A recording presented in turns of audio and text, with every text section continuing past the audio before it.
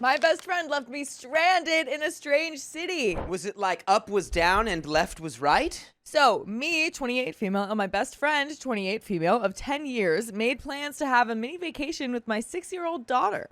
Context, we live in Canada. I'm from Southern Ontario, and she's from Edmonton, Alberta.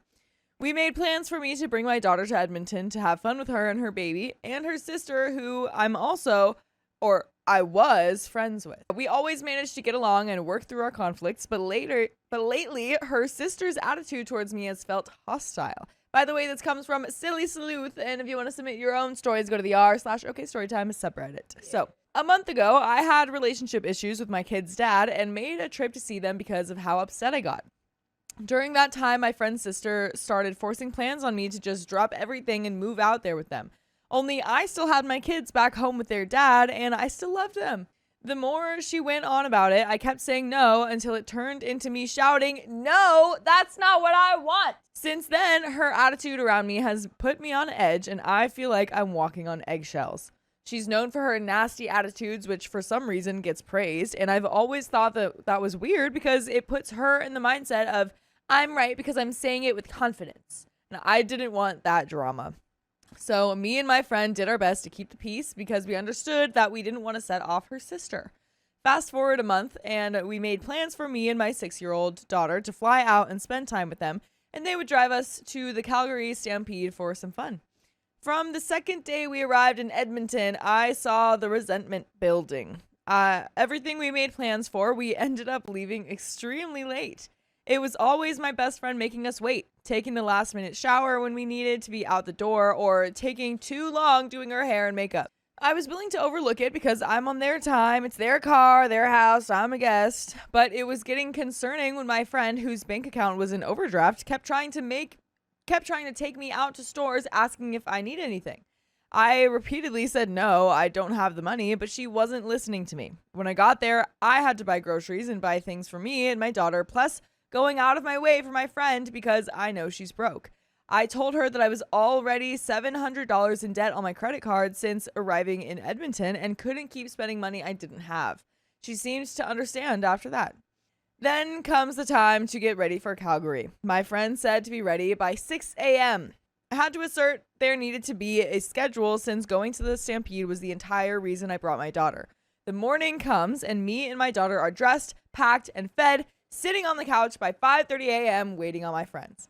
My daughter was exhausted from the 2-hour time zone difference, so I told her to go back to bed while we waited since my friends still hadn't come out of their rooms. We both fell asleep on the couch. When I woke up, my friend's sister was also dressed and asleep on the couch with us, and my friend still wasn't ready, and it was 6:20 a.m. When I brought this up, she just shrugged and said, 6:30 at the latest, and then announced that she's gonna take a shower. We're gonna leave without you. Yeah, you're not gonna be, if you're taking a shower now, that's the first thing you have to do when you're getting ready. That's not last. What? 6:30 at the latest. She meant that, and like that's when she'll be in the shower. Yeah, that's like when she'll start getting ready. Yeah. Yeah. So we didn't leave the house till almost 7 a.m., but we barely got to the city limits when my friend made a U-turn because her sister left her bedroom window open and it was raining hard. Then she realized that we needed gas, which I ended up paying for. We didn't actually leave the city until almost 8 a.m. During the drive to Calgary, they started making plans to find free street parking, get in for family day stamps, then leave to move the car and head to their stepmom's house to get dressed. Get dressed? My daughter and I have been dressed for hours. I mentioned wanting to stay at the park with my daughter so we could have fun and I would pay for parking. They said no, they wanted the stamps first. I asked if they could just drop us off since we're already ready. Silence. No response. That's the worst, dude. If you're trying to make plans with people and trying to figure things out and you're on a time crunch and they don't respond to you, that's where I start to feel angry. Yeah, it's infuriating. Yeah. So we park and get our stamps. After using the bathroom, they started heading to the exit, and again I asked if me and my daughter could stay. They just stopped, looked at me, then each other, then kept walking. I figured that since they're all right, I had no choice but to follow. We went to get food, then to their stepmom's house. My friend's sister asked to use the shower, and my friend wandered off chatting, leaving me and my daughter on the couch with people we didn't know. I made my daughter nap while they took their time getting ready, doing hair, makeup, false eyelashes. I kept telling them that I wanted to get back because the activities I wanted to take my daughter to were at certain times. And they said, oh yeah, we better hurry. And then kept sitting there looking in their mirrors. By the time we got back in the car, 4 hours had gone by since the morning, and everything I wanted to take my daughter to, we missed. Everything I wanted to do for myself too. Honestly, though, like, I gotta put some of that on you. You think? Because at some point you go, what's more important? Like having this time with my daughter and calling an Uber so that we just go there ourselves, or like trying to play like not rude house guest to someone who's actively like kind of being just a rude, inconsiderate jerk to you. I was fuming, but trying to salvage the day for my daughter's sake. When we got back, we had to wait again because my friend's sister accidentally washed off her stamp in the shower, stupid, and they had to pay for her admission. They told us to wait inside. As they walked up, my friend said that we should make plans to go to Banff in the morning, then head back to Edmonton. That was it for me. I said straight that they made us late for everything. We missed everything. We hadn't actually been to the Stampede, which is the whole reason we came. And I just wanted to get my daughter on some rides and take her to the magic show. That was the only thing left. Her sister gave me an attitude, but said, well, if you want to go do your own thing, you should have said something. Go ahead. We'll meet up with you later. It took all my strength not to smack those fake lashes off her face when she said I should have said something sooner, when that's all I had been doing. I grabbed my daughter's hand and we ran, full on sprinted to the rides because we needed to try and get something accomplished. During that time, I texted my friend letting her know how pissed off I was over the way we've been treated, and that if I knew that they only wanted to be at the Stampede for a couple hours, then I wouldn't have brought my daughter, and now the lines were ridiculously long, and we'd waste the rest of the time just waiting in line. I wasted $120 of wristbands just to wait in line. I managed to get my daughter on the merry-go-round, and we rushed to the magic show. After that, my daughter was starving, so I bought her a $35 turkey leg and a $5 bottle of water. Oh, it's painful. We ended up standing in one spot for 20 minutes waiting for them with no response, so we moved on. We ran into them and went to wait in line for a ride. It started to rain, so my friend's sister took the baby to a canopy while me, my daughter, and my friend stood in line, and we hashed it out right there.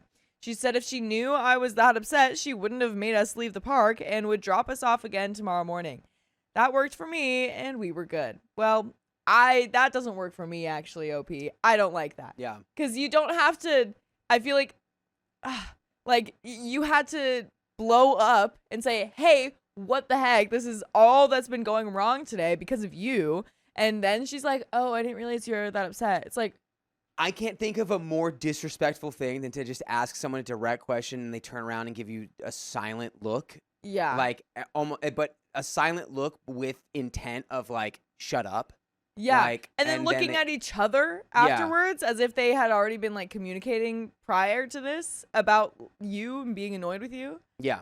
I'd be like, cool. Okay, I'm going to figure out, I'm going to do my own thing with my daughter who I love.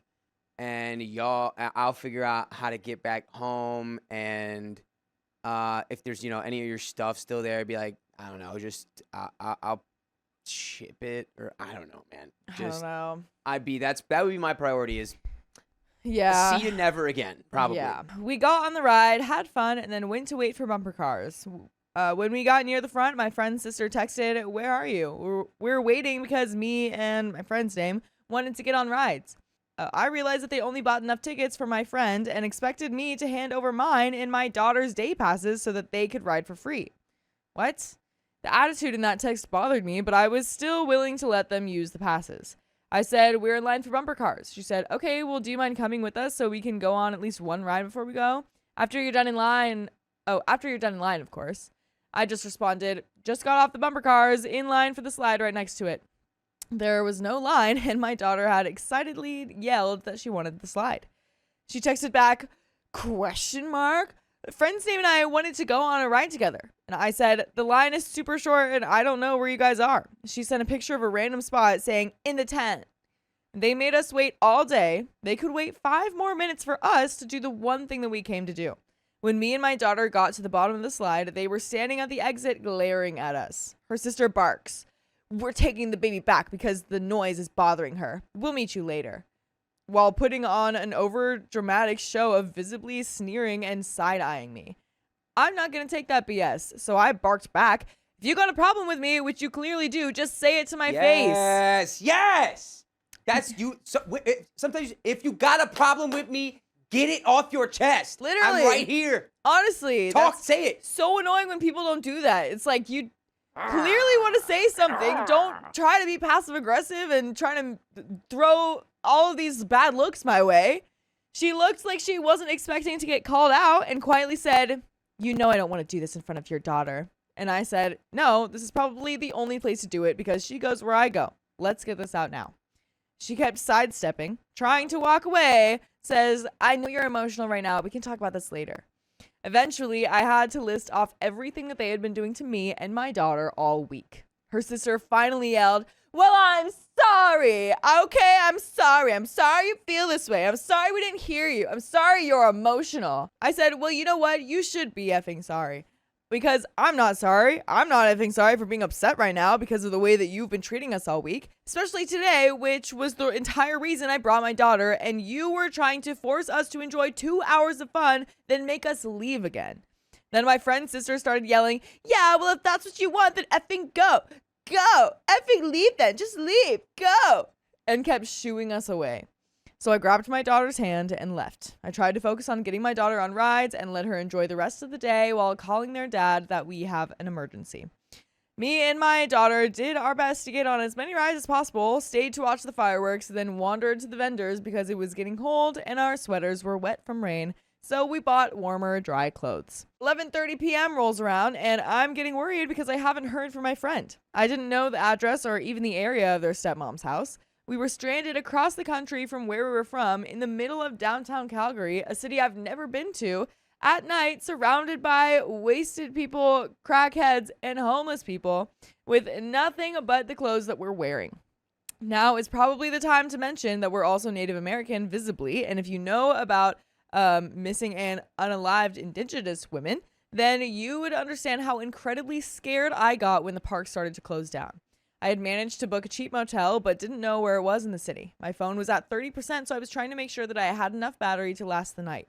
I tried to order an Uber, but the driver couldn't find me, and I was beginning to panic. A young girl, 17, and also Native American, asked if I needed to help. I told her that I don't know where I am, and my Uber driver can't find me. She takes my phone and talks to the guy to find he was about a block and a half away, telling me to walk to him. She asked where I was going, said that she was from Calgary and knew where that was, and took us to the trains. I gave up on the Uber driver and let them charge me the fee. This young girl, Memphis, all good things, bless this girl, took us onto the trains as far as she could and told us where our stop was and where to go. We got off and I slipped her a $50 bill with a hurried thank you as we ran to jump off the train. We ran as fast as we could, running from a bunch of creepy guys who tried to stop us, trying to get to the motel before my phone ran out of battery and I couldn't use Google Maps anymore.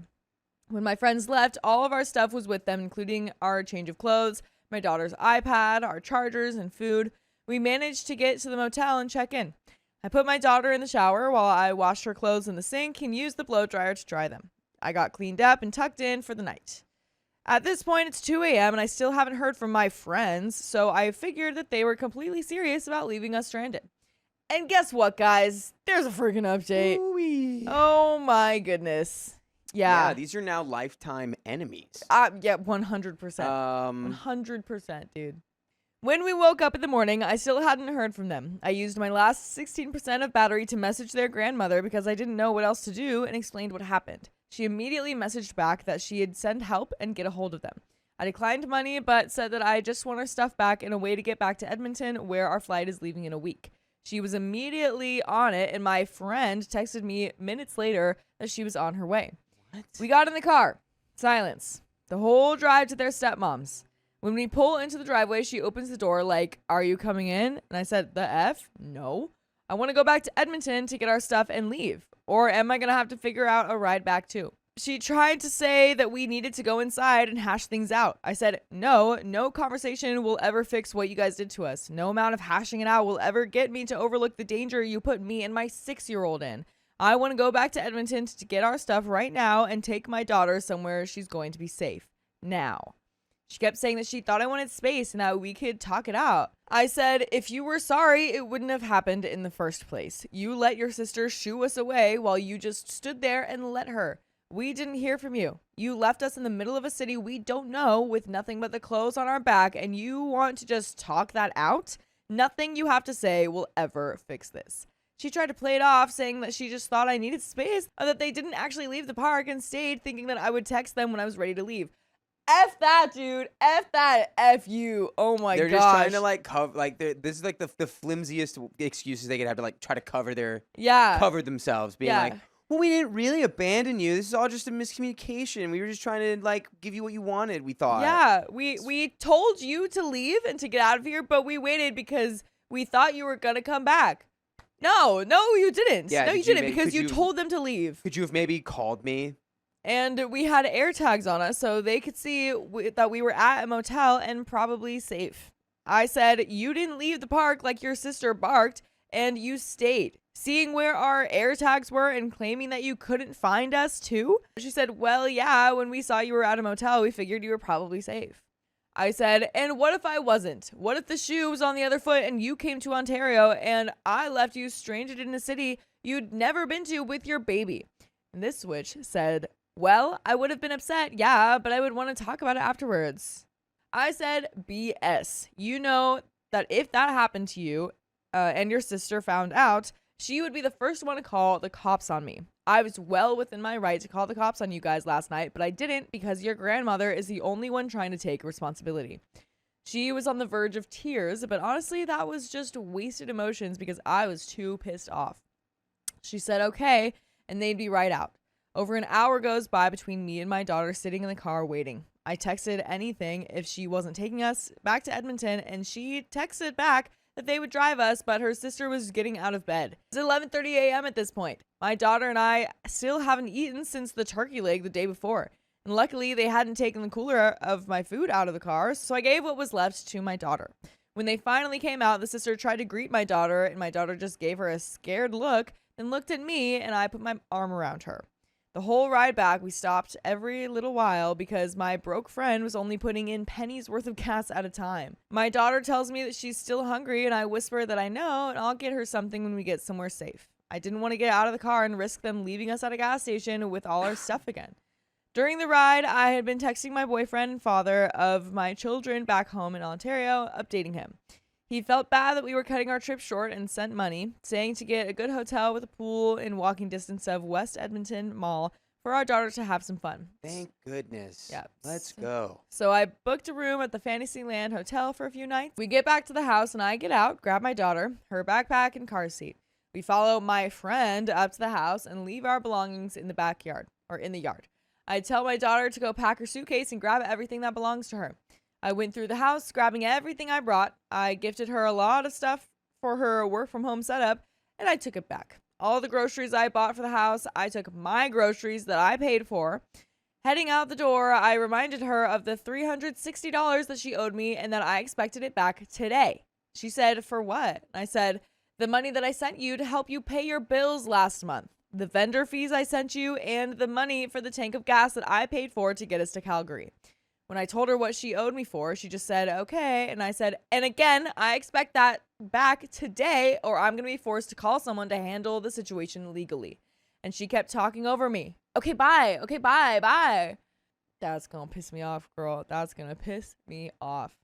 As I'm walking through the door holding my daughter's hand, their mother showed up, who, by the way, they constantly crap talk, and shouldered past me while me and my daughter are still in the doorway as if the dang house was on fire. It took all my strength not to say the most hurtful insult I know would have set them off. You're acting just like your mom. We struggled, but got all our stuff to the curb, and I ordered an Uber to the hotel. We got to the hotel, and the valet asked if we were checking in. When he asked, how are you doing today? My voice cracked, and I said, not great. It's been a very stressful day. He asked why, and I summed up the story. I was fighting to hold my tears, but couldn't, and he grabbed me a bottle of water because it was the only thing he had to offer help. The lady at the lobby desk saw how upset I was too and offered tissues, but we managed to get to our room safe and sound. Their grandmother had been texting asking if we were okay and continuing to apologize, asking if there was anything that she could do. I said they're the ones responsible for the situation and it's their responsibility to own up to it and it shouldn't be put on you. I just need to know that I'll get the stuff I had to leave behind and that the sister isn't going to cause more problems. And you should have been like, and that she's going to pay me that money back. Yeah, and you that need to money. shame your granddaughter into paying me $360. Yeah. She promised she'd make sure I got all my stuff back, but then mentioned something about a denim jacket. She called asking if I took a denim jacket because apparently my friend told her that I took off with the jacket that she was decorating. I said no, the only denim jacket is the one I came wearing. I only grabbed my things. She said, okay, then her granddaughter must just be distraught and mixed up. She asked how me and my daughter were doing, so I told her that we made it to a hotel. I was going to try to take her to have some fun because all of this upset and scared her. Their grandmother kept apologizing and sounded horrified. Couldn't understand how they thought leaving us like that was okay. I thanked her for being the only one in their family understanding the situation. I made it clear the issues all started with the sister, that me and friend had cleared the air before the blowout, and we would have been fine, but because the friend allowed it to happen and chose siding with her sister over ensuring our safety, I can't trust her anymore to do the right thing. Their grandmother completely understood and said the sister's behavior has caused problems in the past. We finished the conversation and tried to put on happy faces when I checked my phone and I'm getting TikTok notifications. It's the friend messaging, "This is me," and sends a bunch of videos. I didn't even wait for any videos to load when I deleted the chat and unfollowed her and her sister on all social media. And by the way, you can always follow us on your favorite podcast app, whether that's iHeartRadio, Spotify, Apple Podcasts, whatever you choose, and search OK Storytime. They're going to be full episodes with more stories just like this one. Get on over there. And there is a little bit more to the story, but... Oh, this is just like, we're just gonna move past this. Yeah, it's like OP gonna is send straight TikToks. up told you. This is I how... don't mess with y'all anymore. Don't call me. Yeah. Don't come by my house. Honestly, like, that's not... That... Sending TikToks will, like, save a friendship that you just kind of... You just drifted apart after some time. And you're like, oh, let me just, like, send this to her. Like, that would be funny. Not after all this crap. This is not gonna save a friendship that is... Like, no... It's not salvageable at all. Move on. I later texted her directly, reminding her that I needed my money back today. No response. I wait and message again. No response. Finally, at 11:30 p.m., I messaged their grandmother that the friend is not responding and not sending my money. After messaging their grandmother, she messages back right away that the friend is trying to calculate finances and get the money together, hopefully by morning. I said, thank you for responding. Obviously, the sister and probably their mom told her to ignore my texts. As for the rest of our trip, I couldn't move our flight up, so we were here for about a whole week and only booked the room for 3 nights, but my friend who lives in Lethbridge offered to pick us up to take us back to the Stampede for the last day and to stay with her and take us back to the airport when it's time to catch our flight home, so there's still hope for now. And that is the end of that story.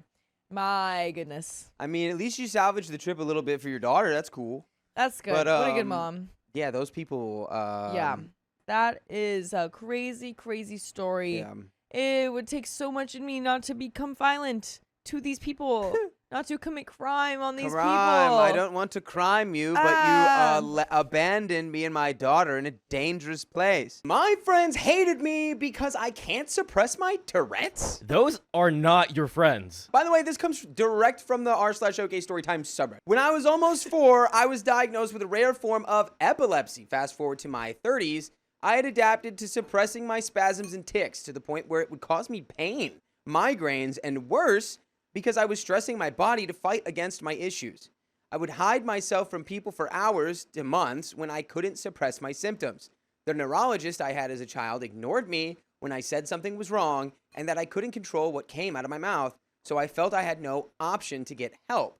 By the way, this comes from user TallLie1328. I got involved with a nerdy group that would do hangouts and game times online, both publicly and privately, and I felt more alive knowing that someone other than my husband wanted me around. Aw, sweetie baby. Your tribe is out there, folks. You can find them, I promise. This isn't a criticism of my husband. He's amazing, and I'm so grateful that next year we'll be 20 years married with him.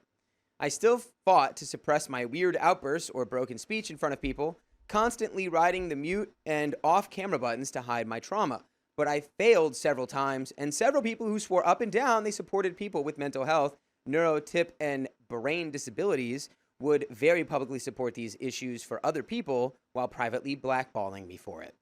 This broke my heart, So I started seeking a proper diagnosis with better doctors since I had my husband's insurance instead of being stuck with my previous hospital. This was a long process due to lockdowns, medical wait lists, and more. The fight to get diagnosed ended up taking me almost 5 years. Whoa. That's crazy. I feel like if you have Tourette's, it's pretty clear you have Tourette's. Having to fight for 5 years is crazy. Just to prove a point and be like, I'm pretty sure I have something along those lines. It's like, that would take at least maybe a couple tries, but 5 years? Dude, and the doctor at first, when you're a kid, just being like, nah, you're weird. You're just weird and there's something wrong with you. Stop doing that. During this time, I explained to people that my brain had issues similar to Tourette's that were undiagnosed. I knew that I was fighting to get diagnosed, but I didn't tell anyone except a couple of people that I was actually trying for a diagnosis. During this time, my closest friend circle saw me break into tic attacks and nerve issues backstage and in private chats several times. They knew I was fighting to get diagnosed and was determined to get to the doctor for another appointment.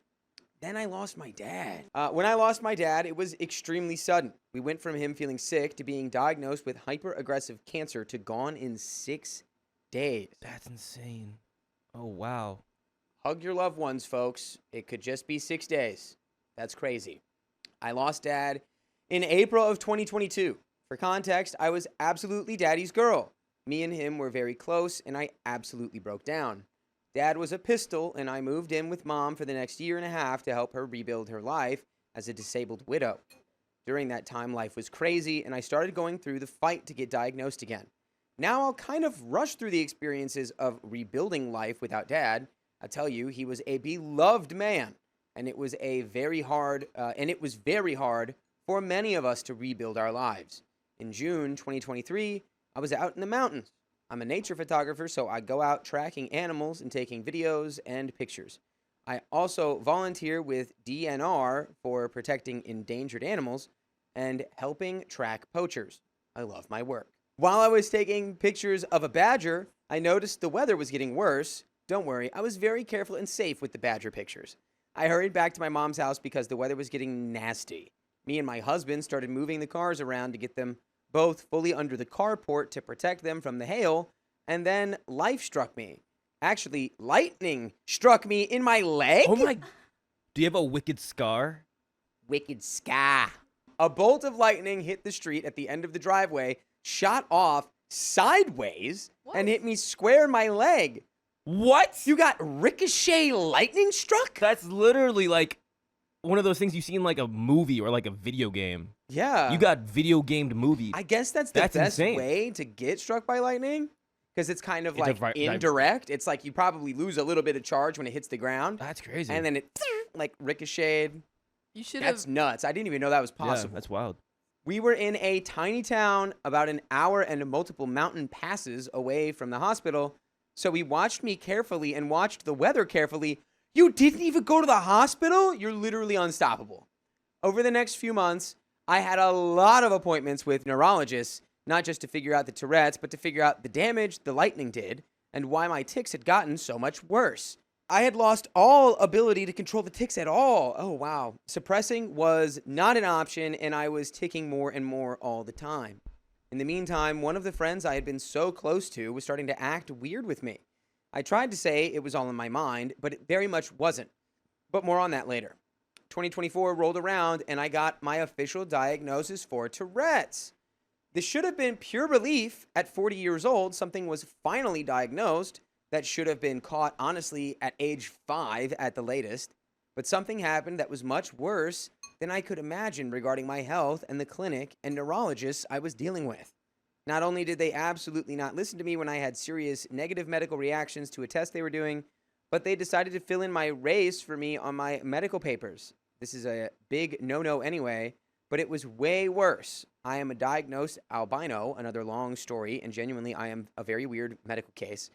Shout outs to those. I'm also one of those. I have a weird illness called pleva that lurks within my genetics to this day. Is that the one where like... It basically is like, it ranges from like, it could be chickenpox to like massive open lesions all over your body.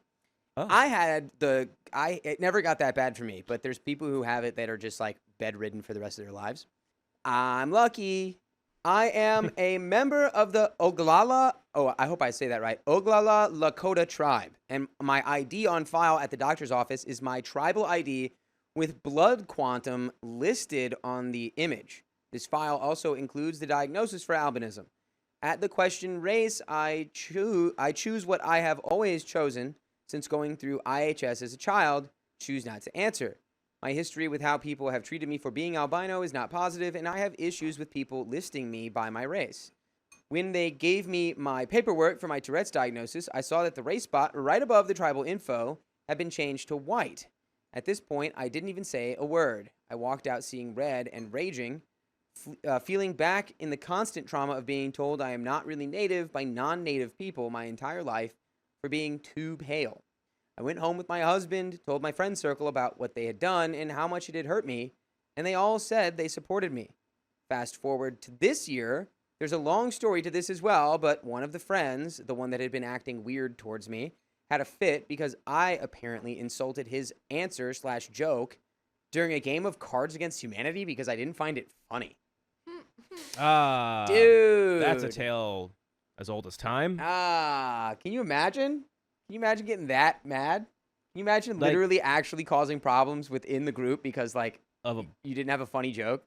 Because of literally the one game where it's like, sometimes your jokes are just not gonna hit. He refused to let it go, bashed on me and mocked my taste, called me hyper offended, kept bashing on me, and then, after all that, while I kept saying, drop it, this is not worth fighting, he tried to gaslight and claim I was the one starting a fight.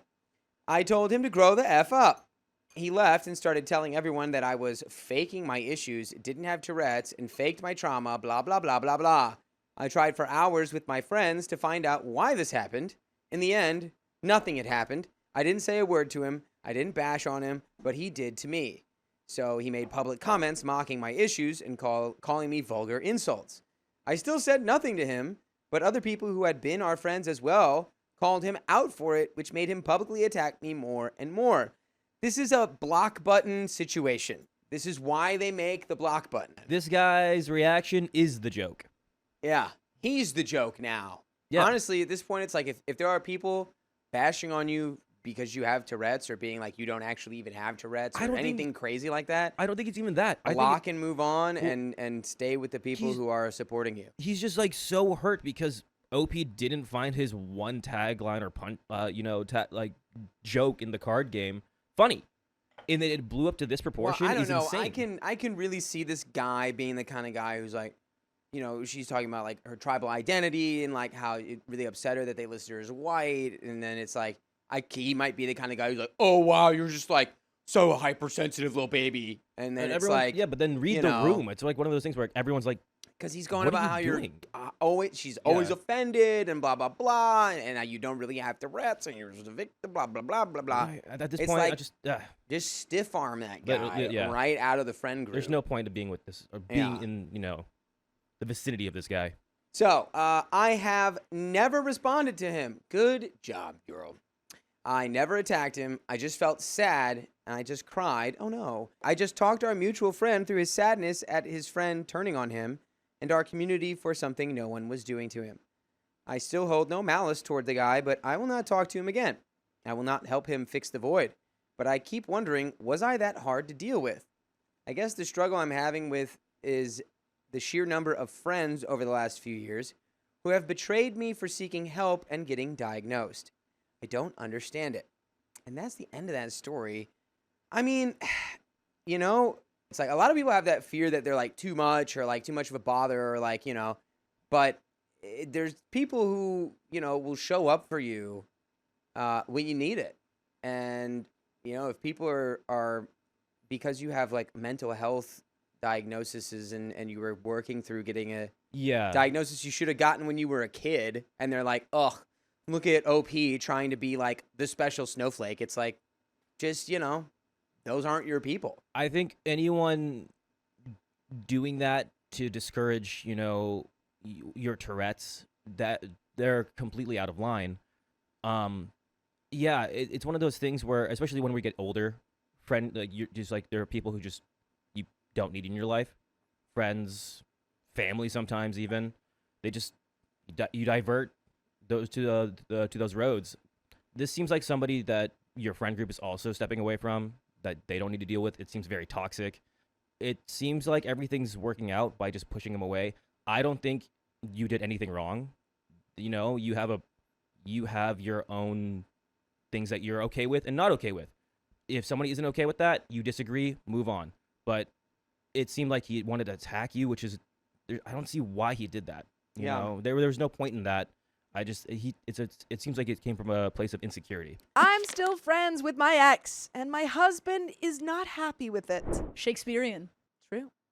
And this comes directly from the r/OK Storytime subreddit.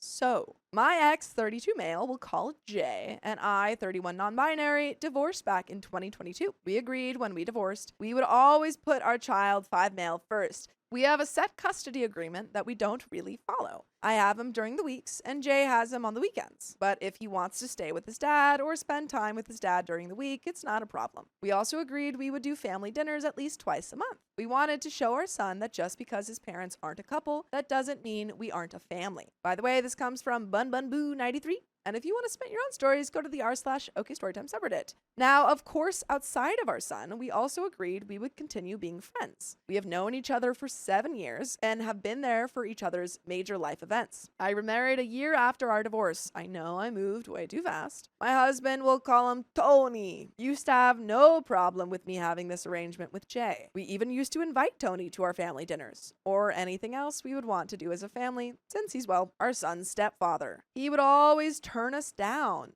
so we stopped inviting him. Okay. Concerning, I have never pushed for Tony to have a relationship with my son or with Jay. Also, a little concerning. I don't think I would want to marry someone until they were vibing with my son. That's fair. I know these things take time and need to happen on their own. Tony and my son at this point have grown a special bond, and my son even calls him dad. Okay, so they are vibing. So we've got it. Fast forward to now. Nothing with my relationship with Jay has changed. We hang out with our son together sometimes.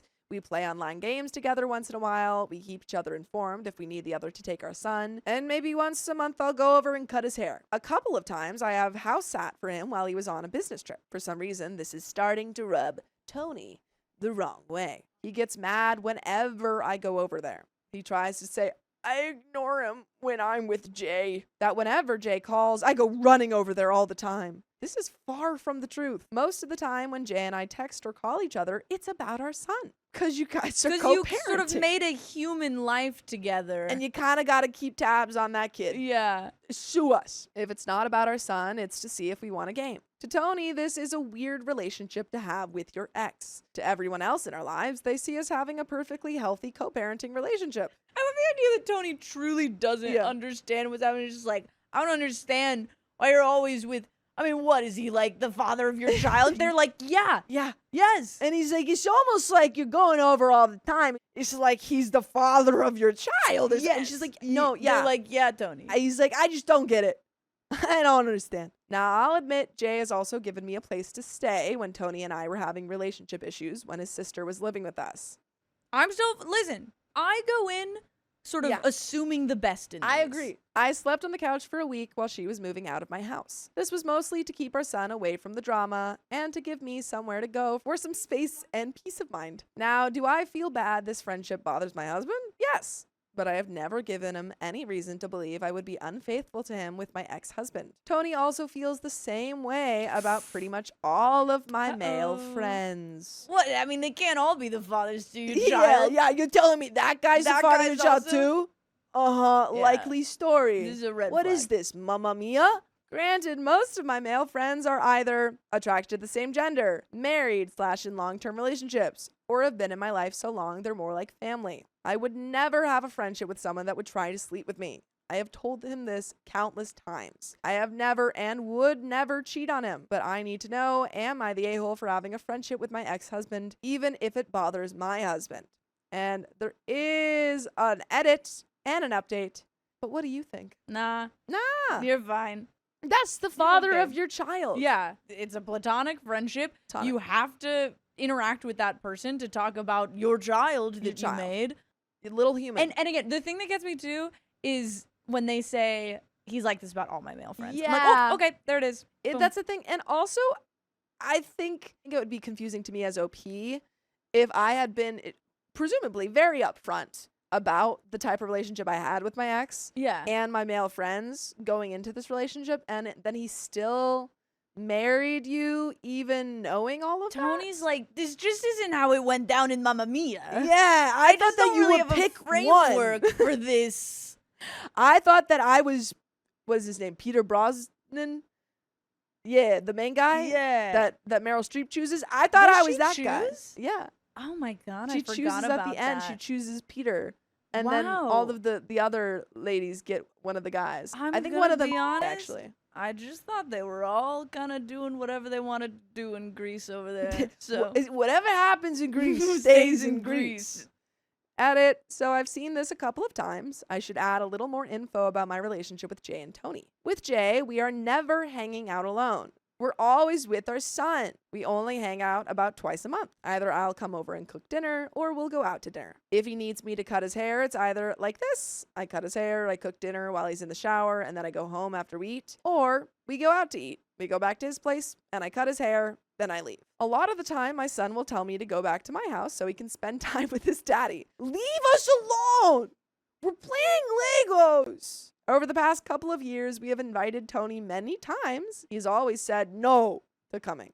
So we stopped inviting him. When we do play games online, we normally have either his best friend with us and or my younger brother. We only play maybe once a week, depending on schedules. Tony is always in the room with me when I play with him. He can always hear what is being said. What is normally being said is the best friend and I roasting each other. Jay and his best friend flirting with each other. Trash talking the monsters. We play Monster Hunter Wilds together. Or it's my brother and I making inside jokes. And folks, there's a little bit left of this story. Do you have any final thoughts? I'm sick of this Tony guy. I'm sick of Tony. I'm sick of it. Tony's got a lot of thoughts and a lot of feelings, and none of them are valid. Tony needs to go to Greece. I agree. Is kind of what I think. Tony needs to have his Mamma Mia summer. That's what I'm saying. Mhm. He thinks this is a Mamma Mia situation. He's like, Maybe I've that's been sort of- placed he's like- into Mamma Mia. Yeah, well, I'm just saying, there's two, like, maybe he's like, it's me, Tony, it's Jay, Who's and the the third third guy? man, any of us could be the father of this child. And Yeah. OP has to be like, that's not He's not your not child. the case. This is Yeah, Jay. he just doesn't understand that it's not possible for him to be the father. He's like, your son calls me dad. Son calls me dad. That's gotta mean what does something. he know He that knows. you're not telling me? But there's a little bit Alright. left. With Tony, I do my best to take his feelings seriously. I make sure he knows where I am, who I'm with, and when I'll be home. Whenever he asks, I'll always tell him who I'm texting or talking to and what it's about. I hardly go anywhere without him. If I do go without him, my best female friend, my son, or my brother is with me. When I do hang out with my brother, Tony always wants me to send him a picture of him and I together to prove I'm with my brother. This reeks of insecurity. It annoys me, but I do it to prove I'm not lying to him. I text him as much as I can throughout the day. It's hard to do so when I'm working or driving. If I don't respond, he will either blow up on me or call me until I pick up. I have had to remind him many times I can't always respond right away when I'm busy. He does this no matter where I am. Hanging out with my cousin, blowing up my phone. Watching a movie with my uncle and brother, blowing up my phone. Driving places to do things for work, blowing up my phone. I have tried my best to make sure he feels secure in our relationship, but sometimes this is just too much. Looks like one comment, so I'll read that. Not the a-hole. You and your ex are giving your son a wonderful childhood and modeling how adults can break up but still be mature and respectful. Tony came into a healthy situation and brought jealousy and a controlling attitude into something that existed before him and was working just fine. You don't need to change. He does. And yeah, maybe you should have known him better before getting married, but that doesn't mean you can't change your mind and make a better choice now. As someone whose parents have been divorced for almost 45 years, and still remain friends, my dad even lived 7 houses down the street, trust me that your son will eventually understand what a gift you and his dad are giving him. He'll know how to treat people, even exes, and he'll thank you for making his childhood drama-free. My dad also married a woman who wanted him to choose her over his kids and his good relationship with her mom. She's long gone, and none of us regret him cutting out the real drama. You're doing great. Don't change a thing. Here's a comment from OP. We have tried in the past for over a year to include Tony, and when Jay had a girlfriend, her, and things as well. Tony didn't want to go with us to the park or out for dinner. He would always tell us, no, that's your time to spend with your son, just the two of you. Now, all of a sudden, it's a problem? We haven't changed anything about what we're doing. I do my best to make sure Tony feels comfortable. When he asks to come along with me to places, I bring him. I always let him know who I'm talking to and about what. I just don't understand what changed in him. We got a little bit more comments from OP. I don't think this is a good relationship anymore. I'll be fully honest. Yeah, with be you fully right honest. now, Sophia. And this is one of our own. Yeah. So you can be fully honest with one of our own. I'll be fully honest. I've mostly been thinking about song titles for Mamma Mia to sort of put into this conversation. Yeah. And really haven't been super successful. Sure. That's okay. What song? You haven't been successful. Well, I'm like, how do I get Chiquitita in here? Yeah, How do I get a Waterloo situation? Uh-huh. You know what? Maybe this one applies. The winner takes it all. The winner takes and it maybe all. the winner is you The winner taking is you. your ring off of your finger. I think that was a really great point, Riley. Thank you. I'm very concerned about your relationship. It feels like he's very controlling.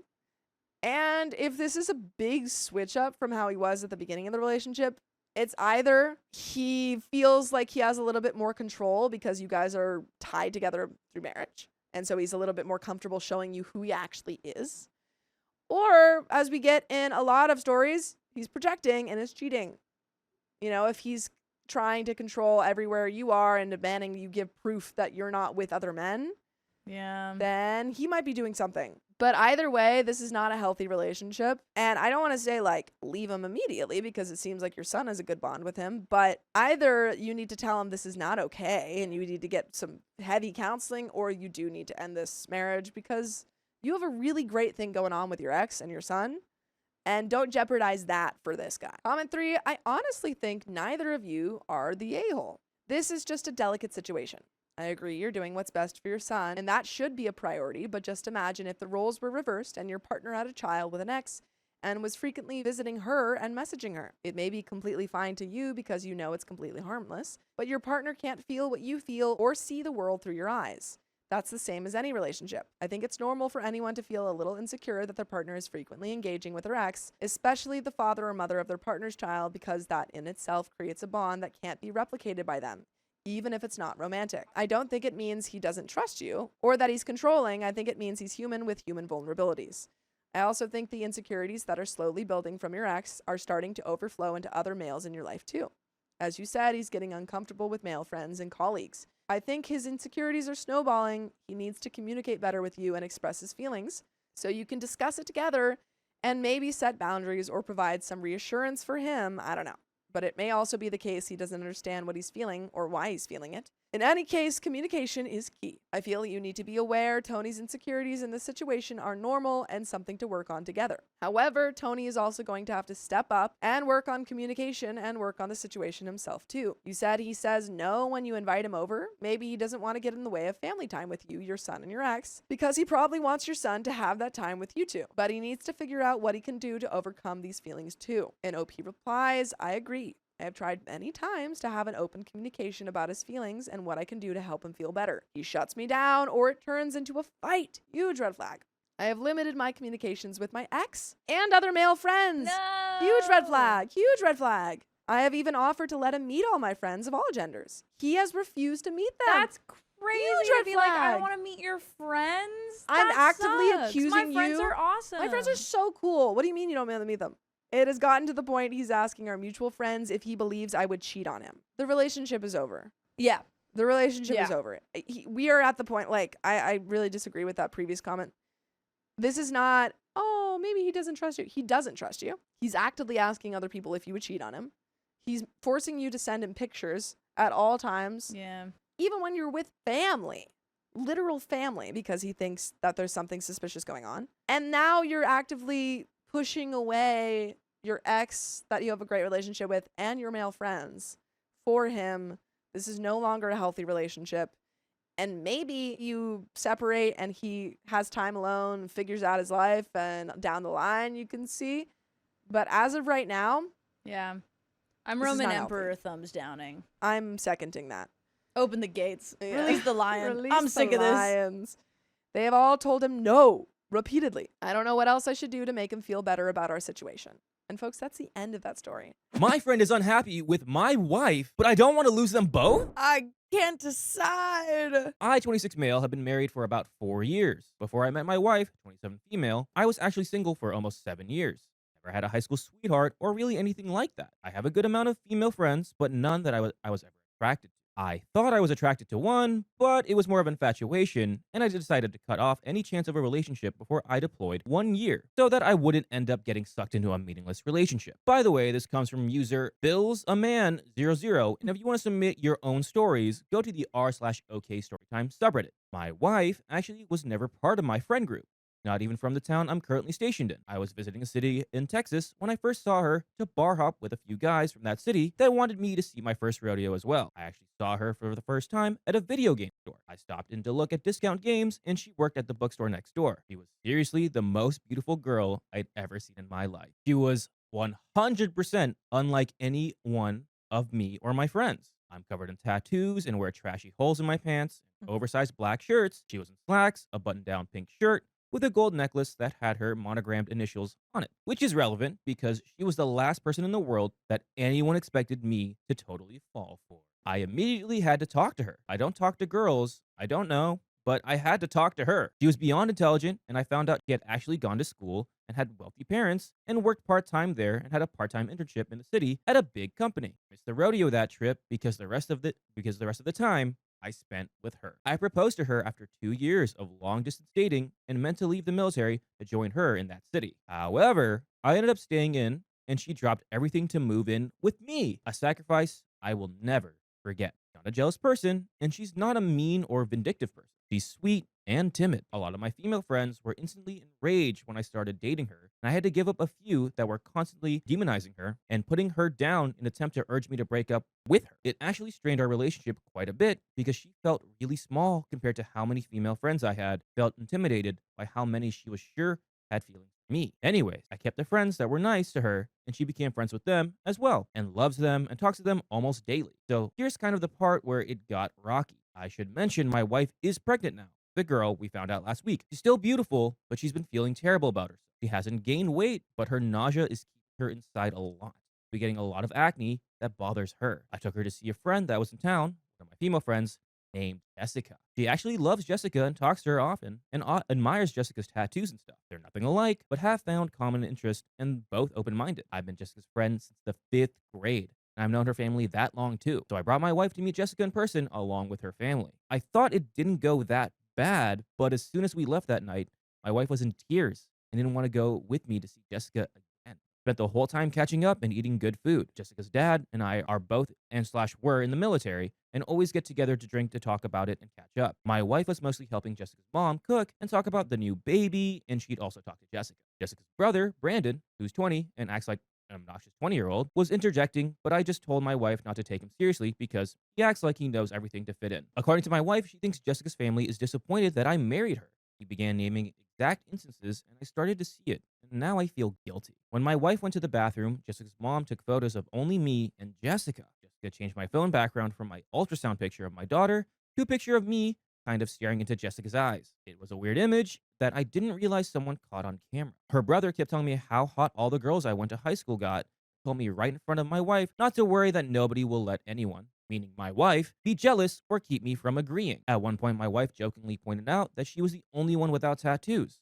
Jessica's dad, my longtime friend, sneered and said, maybe it's time to figure out some individuality. And Brandon kept talking about how stupid monogram clothing and jewelry, something my wife loves and wears all the time, looked, and how vapid girls who wear it are. Jessica treated my wife's Yorkie like it was the grossest thing in the world, and Jessica's entire family mostly talked about how great Jessica and I's friendship was since we were kids. Now, I feel like an idiot and guilty. I want to say Jessica's friend, but I feel like my female friends are dwindling to nothing because none of them get along with my wife or really care for her or treat her like she exists. In fact, none of my friends treat her like she exists.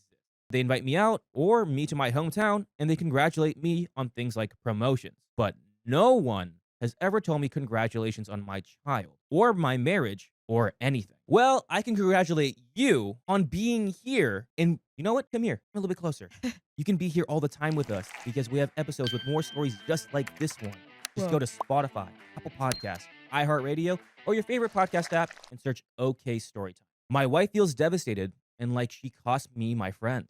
In a weird way, I feel like marrying her cost me my friends too. I didn't change my phone background and my wife was hurt and asked me to because she found the picture inappropriate. She pointed out that I post just pictures of me and other girls all over my Facebook and stuff, but nothing exists of her on there. I mentioned that nobody ever says anything about our photos, so what's the point? She got frustrated and has been spending nights at her friend's house. She's been gone for 2 days now. I don't know how to fix this or what to do. I love my friends. I successfully kept all of my high school and middle school friends and relationships. My wife is beautiful and she's smart and nice, but my friends have been with me for life. I feel like a damn idiot for putting a hot girl I met in Texas in front of my friendship, but I have an obligation to make my wife a happy woman, especially because she's now pregnant. I'm lost, and I don't know how to approach her or talk about it. I don't want to lose my friends. I want them to be happy for me, but they just aren't, and continuing my life with her will one day cost me everybody. I don't like that. Yeah, I don't like tough. It's tough because in some situations that is a thing. Like you don't want to give up your friendships just for like someone that you started dating or something like that. But this is different. Comment 1, TLDR. I am trying to get my pregnant wife to divorce me. Is it working? Jesus, man. You married a saint. You don't actually have to nail her to the cross. You? Comment 2. Wait. You don't post pictures of you with your wife because you wouldn't get any likes? I gotta tell you, she deserves more respect than that. And your friend Jessica was really disrespectful. Maybe you should stop befriending rude people and stop blaming your wife, OP, which was downvoted 216 times. Well, a lot of it is also because she hates any pictures I take of us. But yeah, anytime I'd post something with her, I'd get like 1 or 2 likes. Then something of myself would get over 70, and everyone would tell me how great I looked. It just didn't feel right, and it felt like a big F you to the woman I married. Yeah, Jessica was. She's one of my best friends, but that just crossed the line. I love my friends, but my wife is number 1. Comment number 3. Well, do you love your wife? A lot? Are you willing to sacrifice her and your child for a few jealous girls? Your friends obviously aren't grown up enough, and maybe you need more male friends in your life. If having female friends are the problem, then befriend their husbands or keep on establishing a deeper connection with your current male friends. Your wife is going through a pregnancy and feeling mortified to take in insults from your friends. She dropped everything to be with you. Give her the same back. OP, I do. I love her a lot. Even now, imagining life without her sucks. I actually do have a lot of male friends too. The male friends from my hometown think I married someone stuck up and that she's removing me from our dynamic by pressing me to be more of a homey family guy. I actually love spending time with her and being that guy. I lost a lot of male friends too who would openly oppose me being with her, then turn around and text her and add her and ask her if she looks good in a bikini. However, none of my friends here, military, are like that and all deeply respect her. She cooks for the single soldiers and watches kiddos so our friends can go on dates and be happy. The community loves her and she volunteers often. You're right. I'm humiliating her by letting this happen. She dropped her life to be with me. I owe her happiness and peace of mind. Comment number 4. I'm also curious as to what possible reason Jessica, her family, and most, if not all, of your friends are so against your wife. You haven't really said anything about your wife and her attitude that could be the reasons why so many people dislike her. So I'm just going to go ahead and reach the conclusion that your so-called friends are just mean and rude and get off on making someone feel inferior. Seriously, has your wife ever given them any reason for them to dislike and disapprove of her? No? Then stop feeling like it's your wife's fault that you've lost a lot of friendships. I think it's not about her alienating your friends from you, but more like your friends are trying their hardest to alienate you from your wife. She's your wife. You two are supposed to be partners for life. I know I honestly wouldn't want to be friends with people who make my significant other feel unwelcome and undeserving of me with no good and legitimate reason. OP, I think Jessica's family was banking on me ending up with her, honestly. I was a huge flirt in high school and ended up never acting on how I behaved. I was single forever and everyone was used to that, and then I drastically changed when I met this girl. She actually doesn't come off as rude or judgy at all. My wife talks about current events and science and volunteers for the community. She works at a retirement center and drives veterans to the store to get groceries. She's hot and looks like she'd have a stuck-up personality, but it's so opposite. I think my friends are intimidated because this was the last person in the world, our enemy our whole lives, who made us feel inadequate, that I would have ended up with. Once my wife called out one of my male friends for openly lying, was caught off guard because she was stern about it. He lied about his ex-girlfriend cheating on him when the exact opposite happened. Ever since, he hated her, but that was about the worst. You are right. I'm in this weird us versus her mentality, and I think it's my regret for not having better friends and mourning the loss of them that's getting to me right now. That is the end of that story. Yeah. Well, he got there eventually because that is true. I mean, all I feel of like this, yeah. like, again, there are so many situations where it is the opposite and the friends are like, you know, calling something out that's actually bad. And it's like, okay, don't leave your friends for this random person. You know what I mean? But this seems like so not that situation. OP, if you think this is a good person, stick by that. And then if these friends are just hating on her for seemingly no reason, or maybe like superficial reasons, know that you are right and stand by her. And it's just showing, it's not showing that there's a problem with your wife, it's showing that there's a problem with your friend. Friends, exactly. So I'm so glad that you made it there in the end. I left my friend on vacation because I can't tolerate him.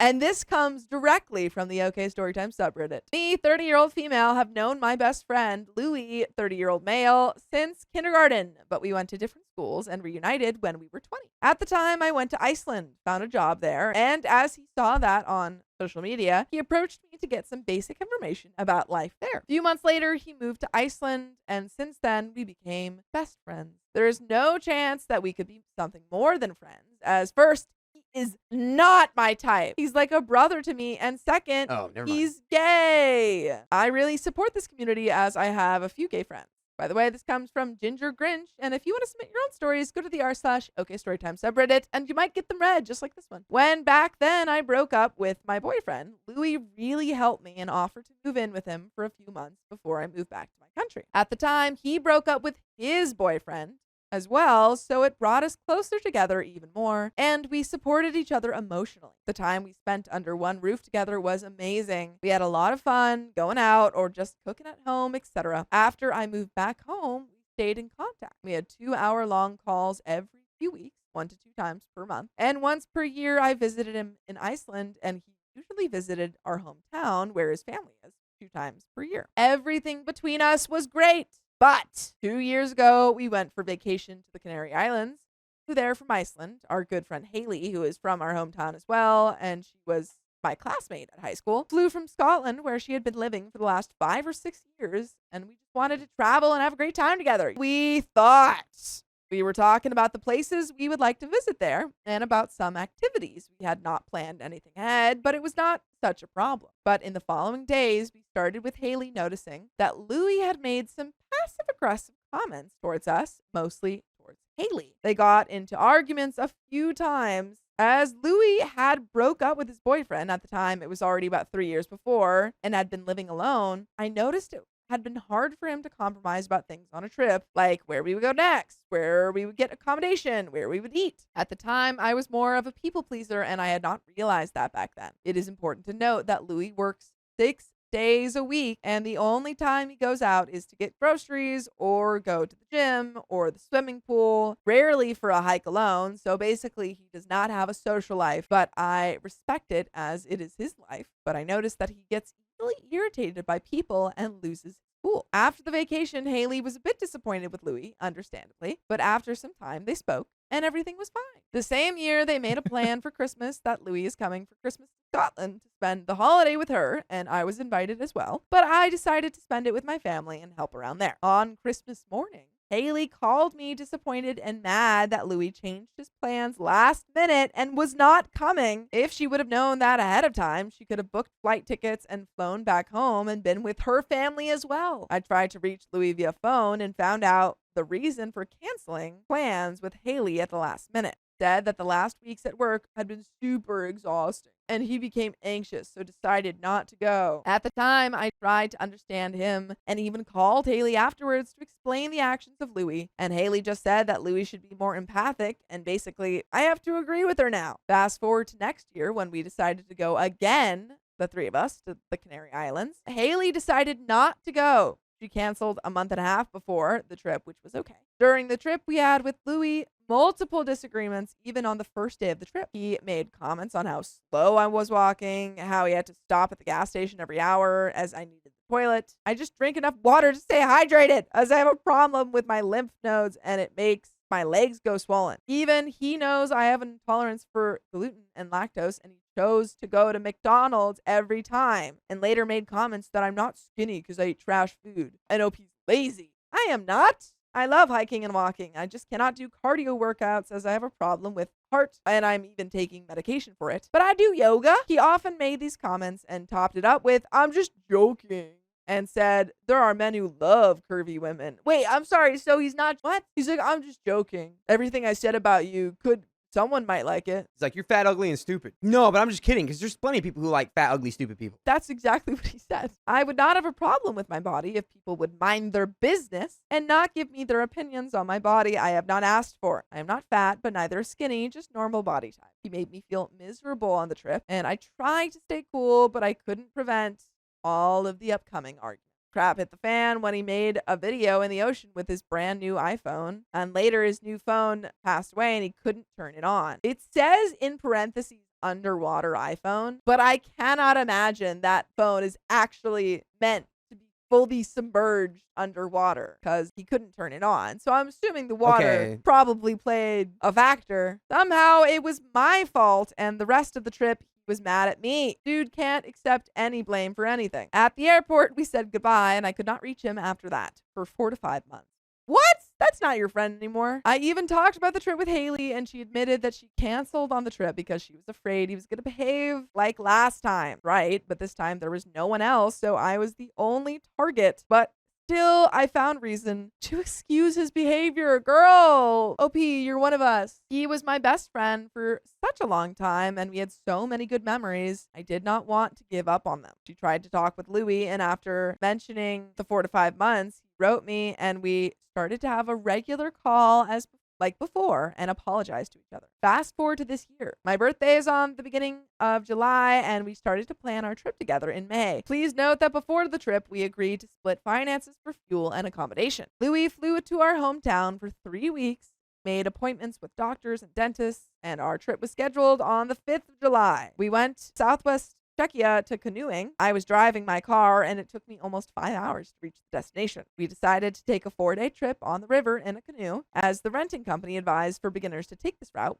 because it was easier and it should only take 4 days. But he kept making comments about how weak I was and that I wasn't paddling correctly.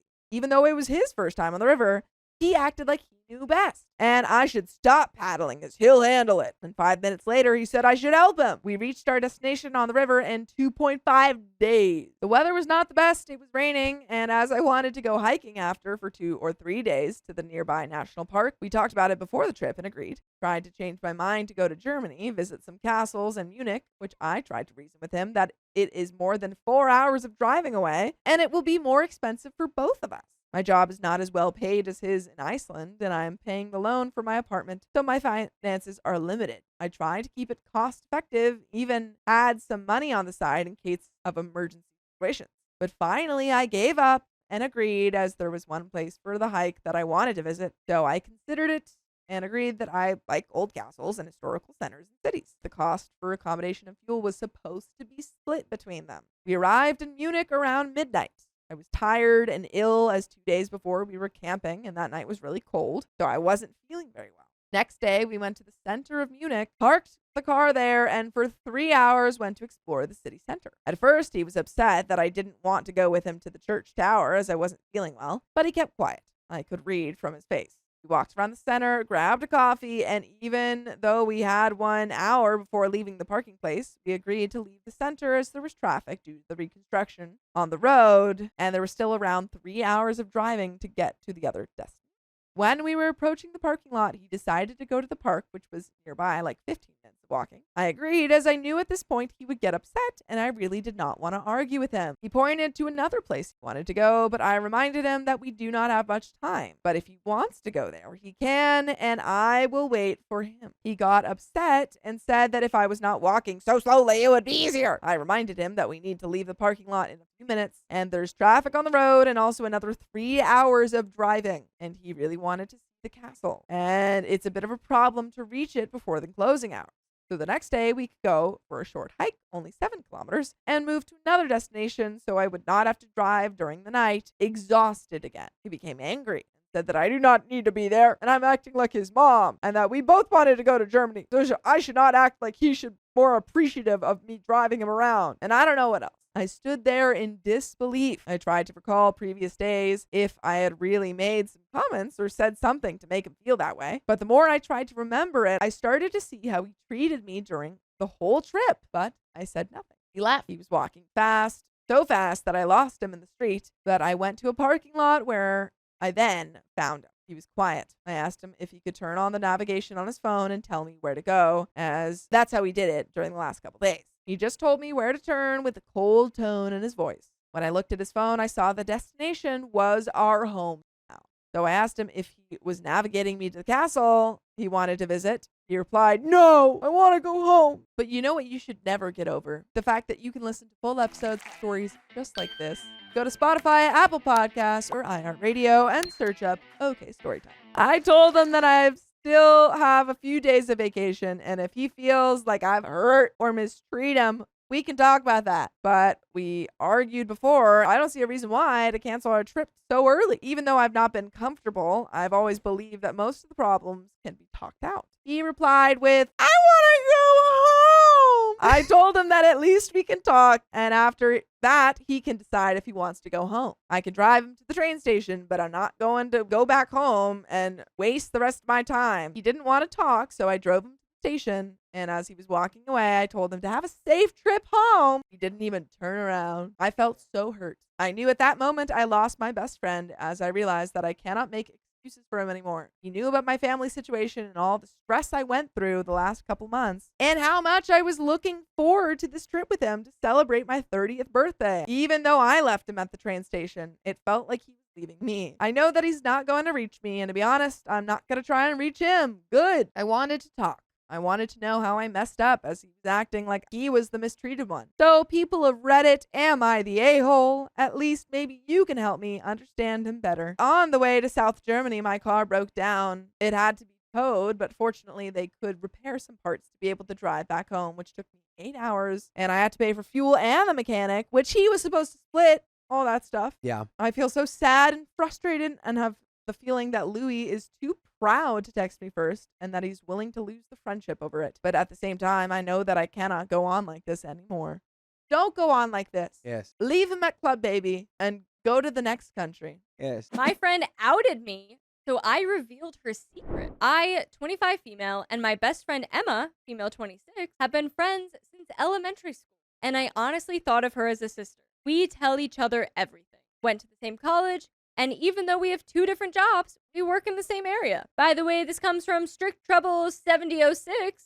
And if you want to submit your own stories, go to the r/OK Storytime subreddit. Emma was my rock for years as I battled self-hate and depression due to growing up in a small conservative town as not only a person of color, but a closeted sapphic. Emma did not know I was sapphic, just knew that I was unhappy. Never staying in long relationships, self-isolation, and later I developed anorexia. Emma was the one who suggested we go to an out-of-state college and later suggested we move out of state too. I've gotten much better since then, and for that, I genuinely thank her. Though about 2 years ago, Emma contracted herpes from some guy she slept with, and it has been very hard for her to land a boyfriend since then, and it's made her very lonely.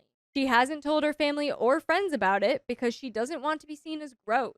Due to this, I haven't really put myself in the dating field and have put off coming out. Though about 6 months ago, I met this girl at a craft store. Long curly hair, dressed in all black with big eyeliner and ruby lipstick. I couldn't stop staring at her, and I admit when she smiled at me, I kind of followed her around the store. I know, creepy. I eventually worked up the courage to just ask her for her number, and she gave it to me. I was so excited. I started texting her that night, and since then, we have been hanging out a ton. I think she likes me back. I was going to ask her out, but since I live with Emma, I decided I should come out since I will be bringing her around if the girl says yes.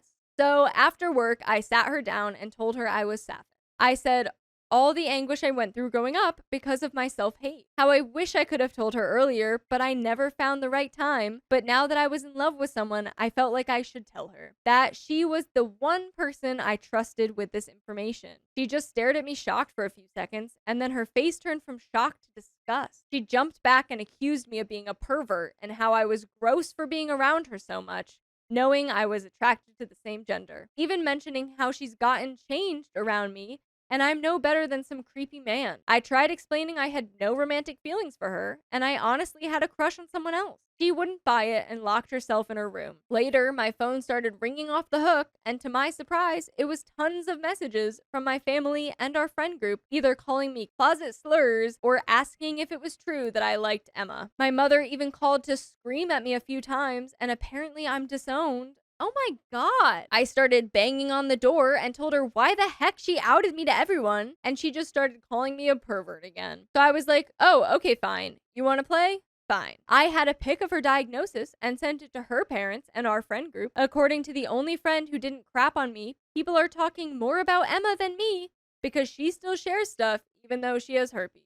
Now they are grossed out and are accusing her of trying to infect them with her disease, along with some other shaming. Now I'm looking for a new apartment, and I'm still planning to ask the girl out this week.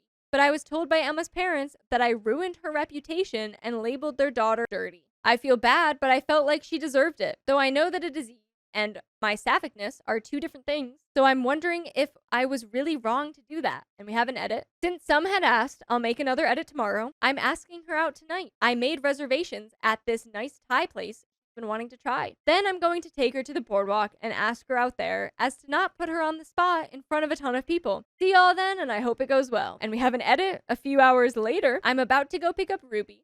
A commenter has been calling my crush Ruby, and I think that's pretty cute, so that's what I'm going to be referring to her as. Anyway, for some context, since I was asked, Emma is staying with a family friend who lives around here because her parents don't want us fighting. My lease is up soon, and hopefully I've locked down something by then. At least I'll be able to be alone now. Anyways, wish me luck. And we have some relevant comments. Commenter 1, everyone sucks here, but you less than others. Emma is the a-hole for outing you.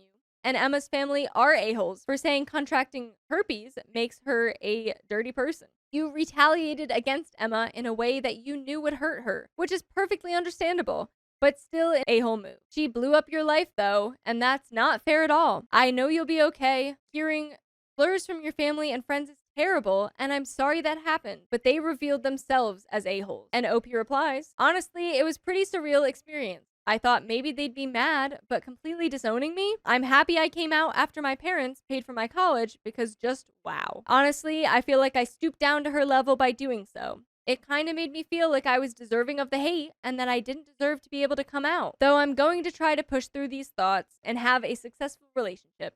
Thank you so much for your kind words. In reply to a closet guard commenter, the commenter was heavily downvoted and they said, I didn't see her romantically and I was in the closet. There literally was no reason for me to be weird about it. I stated that she was essentially my sister. I'd never think of her that way. Just because I'm sapphic doesn't mean I'm going to be attracted to every woman. Plus, sapphics still use locker rooms with straight women and legit nothing happens. You make no sense. Also, I didn't deliberately get into nothing. My parents were pestering me about not dating boys. So when a boy asked me out, I just said yes, but I broke up with him because I didn't like leading him on. It's not about keeping appearances. It was about safety. The things that were said to me, the threats I got, you can't even imagine. You have no idea what it's like to be forced into a role and have no way of getting out. I only came out to her because I felt safe. Instead, she put me in an unsafe situation, put all my business on the table with added lies. Also, I came to her saying I was in love with another woman. What told her that I was into her? Nothing. She just made it up. Commenter, not the a-hole. I find it very interesting that her first reaction was disgust about you possibly being attracted to her, which is so typically ignorant. She even told your friends that you're into her. Like, how self-absorbed is that? Newsflash, sapphics aren't attracted to every woman they see, and bis aren't attracted to everything. OP responds, honestly, that's what surprised me the most. Like the fact that she assumed I was crushing on her. I have never acted in that manner towards her. I feel like a lot of the flack I'm getting from family and friends is because she spinned some weird story to actually make me look like a creep. My friend who is still talking to me told me she said that she's describing me as some locker room peeping Tom. This doesn't help that I was an athlete in high school, so I had to be in the locker room with other women. I can only imagine what's being said about me. Another commenter says, soft, not the a-hole. Basically because you did the right thing for the wrong reason. Sure, outing someone's disease, health issues, whatever like that is generally a wiener move. And granted, I do have a soft spot for petty revenge and consequences, but she still shares stuff. And OP responds, yeah, I kept trying to get her to stop sharing stuff with people, but she said she's on the medication, so it's okay.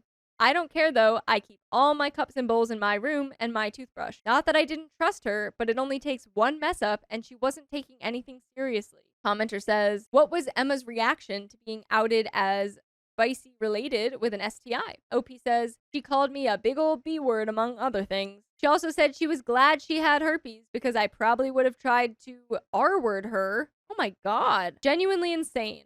She's staying at a relative's house who lives around here until our lease runs out, and a commenter was downvoted. Everyone sucks here. Like the above poster said, you would have eventually come out. Seriously, you would have.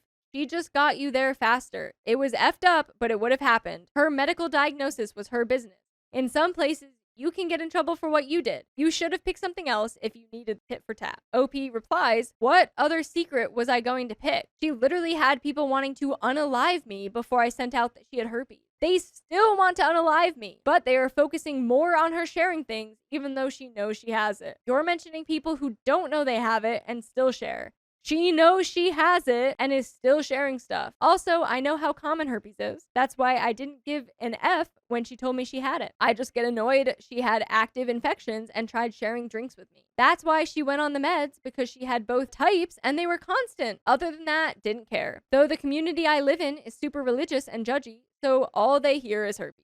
So since they are getting violent with me, they can be disgusted with her. They aren't going to hurt her over it, but they will hurt me, which is why I will never be able to see my family or friends again. Also, there is no legal trouble I can get in my state for doing that because I didn't tell her job. I'm pretty sure she can get into more trouble for pestering me, yelling slurs, and putting me in a potentially fatal situation. Inciting violence on an sapphic person kinda sounds like a hate crime, I won't lie. Saying I was going to eventually come out is screwed up. This isn't like something you just do. Like, I can be hurt over coming out. I was supposed to be able to weigh the risk and benefits, but she took that away from me. Because of how dangerous it is, some people never come out and stay in the closet their whole life. And a commenter says, and telling also helped reduce the negative reactions to the private information Emma revealed. OP's mom disowned OP for this. I'd say if Emma started the fire, OP can use her to reduce it. OP responds, that's exactly what happened.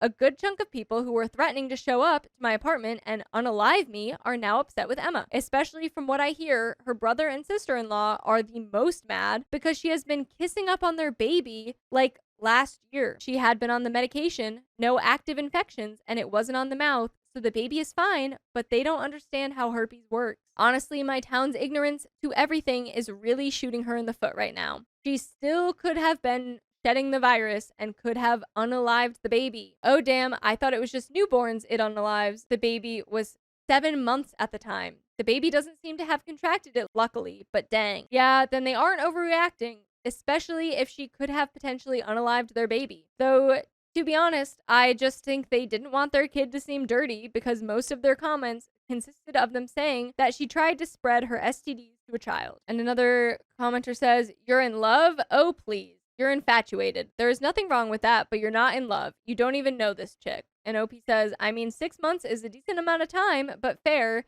She's just the first crush I've been able to pursue in ever. So, and we have an update. So, as I stated in my last post, Emma is now staying with a relative in our area till our lease ends. The actual update on this is this morning, Emma's parents were at my door. They flew out because Emma is refusing to step back into our apartment. So I let them come inside because I wasn't about to hold Emma's stuff hostage, but I did something stupid. See, they didn't really want to speak to me, which is fine, but I decided to just wait in my room until they left. Me and Emma have an emergency fund that had about $5,000 in it. I put roughly $2.7K. They took it, the entire thing. Once I noticed, I called them to give me back my money because not all of it is hers, and they told me that I earned more than Emma, and this was compensation for ruining her reputation. I was like, so it's okay that she tried to screw me over first? Their response, Emma did not choose this. You chose yours. I didn't even respond, that I just hung up. Honestly, I don't even care. They didn't take anything else other than the money. I genuinely don't want to see them anymore. Emma also has been cut off from her siblings because they have kids and she was kissing the babies without letting the parents know of her diagnosis. She also usually was not taking proper precautions during an active outbreak. So yeah. So now none of her siblings want her around them because they feel betrayed. By the way, we'll never betray you. If you go listen to full episodes with stories just like this, just go to Spotify, Apple Podcasts, or your favorite podcast app and search OK Storytime. Though on a lighter note, me and Ruby are officially dating. A commenter kept referring to her as Ruby, and honestly, I think that matches. We went out to a fancy Thai spot, watched a movie, and then I took her to the water at the edge of the city. I had some stupid playlist set up. I was trying to tone it down, but I couldn't. Too excited. I told her how beautiful I thought she was and how I enjoyed spending time with her, and if she was okay with it, if I could take her out on a date sometime. I had a whole speech prepared, but one of the comments told me I should be simple, not scare her. She laughed at me. She said, "This was the first date." So that was a yes. I dropped her off at her house, and she gave me a kiss before she left, and I'm so happy. I've never kissed a girl before. Ah! So yeah, I actually give zero craps about the money. I just want them out so I can start my new life. Anyway, that was all. Thanks a lot for the advice and support. And we have a relevant comment. To be honest, I'm pissed by the fact they stole your money. Regardless, I guess this was a good ending after all. Good for you, OP. And OP says, I'll recover. I have my own separate savings, but this honestly was just rubbing salt in the wound. I mean, yay for you and Ruby. That's so exciting. Congratulations. And yeah, I mean, if you're good with it, then everyone's out of every bad situation. And like I said, you have a good head on your shoulders. And I hope that you can find a good support system. My boyfriend's friend is in love with him, but he can't see it. Oh my goodness, he's blind. I, 27 female, met my boyfriend, Daniel, 25 male, through mutual friends. The attraction was instant, and I knew he was something special. Our first dates were amazing. I traveled 90% of the time for work, and he was in his last semester of college at the time. He was very involved and had many friends. By the way, this comes from Cute Requirement 272 on the Too Hot Takes subreddit. And if you want to submit your own stories, go to the r/OK Storytime subreddit. So, one group I nicknamed his harem. Carrie, Emma, Hannah, and Brian. Our school was a 4th ratio. That many girls in one group was wild. They went on long school road trips together and were overall very close. I tried to meet them, but I had to travel and missed all their graduation parties. I finally got to meet Carrie and Brian at his graduation party. I was excited to meet his friends he always spoke of, and nervous to meet his family for the first time, until I met Carrie. He was showing us his parents' house and childhood bedroom, laughing and poking fun. She picks up a photo of him in his high school football uniform and goes, "Wow! You were so hot. What happened?" A little weird, but I assumed it was a joke. His sister came down and we were all hanging in the basement. I tried to bond with her over books, and she made a big deal about smut books and how their group needs to start book club and read them together. He's uncomfortable about these books. It's an easy jab, but weird to do. After the party, we all wandered IKEA to pass time before we went to a bar. Everything is going well until we go through checkout. She picked up a candy bar and went to Brian, "You're my caramel chocolate," and looks at Daniel and goes, "You're my milk chocolate." Oh. Tone was noticeably different between the two. That made everyone uncomfortable. We went to the bar. It was a large place with games. Everything was good until the boys were facing off at ping pong. We were casually chatting, and the conversation turns to how we're both blonde. She goes, "Doesn't it suck that your children will never look like you?" Yikes. He is first generation Indian. Ooh. So the chocolate comments are they were worse. definitely about skin color. Yeah, I thought she was just talking about chocolate. I thought maybe it was, but now Yeah. we have confirmation. Oh no, it was 100% race. For sure. Yeah. Yikes. Who brings that up and phrases it like that? I respond with, "I care about the person, not preserving genetics, because she's not a eugenicist." The whole night was so weird, and I started paying attention. He talked about how they went on a school research trip. Emma, Carrie, and others were in the car. They knew the books made him uncomfortable. Carrie pushed to read the schmexy parts of the smut books out loud to be funny. The 3 of them played video games on Mondays. I was invited to join once. I don't want to intrude on their friend time, but also I do want to get to know his friends. Carrie flat out ignored me. I felt so uncomfortable. Daniel said I was quiet, but Brian could hear me just fine. The second time I met her, she came in town New Year's weekend. Brian, his cousin, Daniel, Carrie, and I all went to a place to watch the hockey game and catch up. I creeped on her for some conversation topics. I asked about how her family trip went, she just came back from. She gave me a one-liner, pulls out her phone, and only shows Brian and Daniel the photos, and chatters about our trip. Daniel tells her to show me the phone to try to bring me back in. She flashed the phone so I could briefly see and goes back into leaving me out. He said, come on, like, show a pee. Anyway, here, you saw it.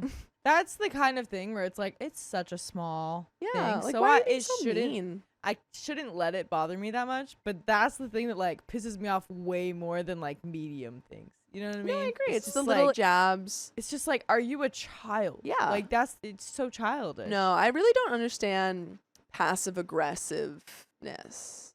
It's stupid. It's like if you want to be mean and have like an effect on people, just be mean. Yeah, You're not come doing on. anything with this. Come You're just on. looking stupid. We go to Twisted Ranch because she's always wanted to go and try all the ranch flavors. I am on one end, Daniel's next to me. Brian and his cousin across, and Carrie is at the head of the table. We order, and she makes a big deal of trying them all with Daniel to the point it's awkward for Brian and me. We make a game out of it. Blindfold guess the flavor.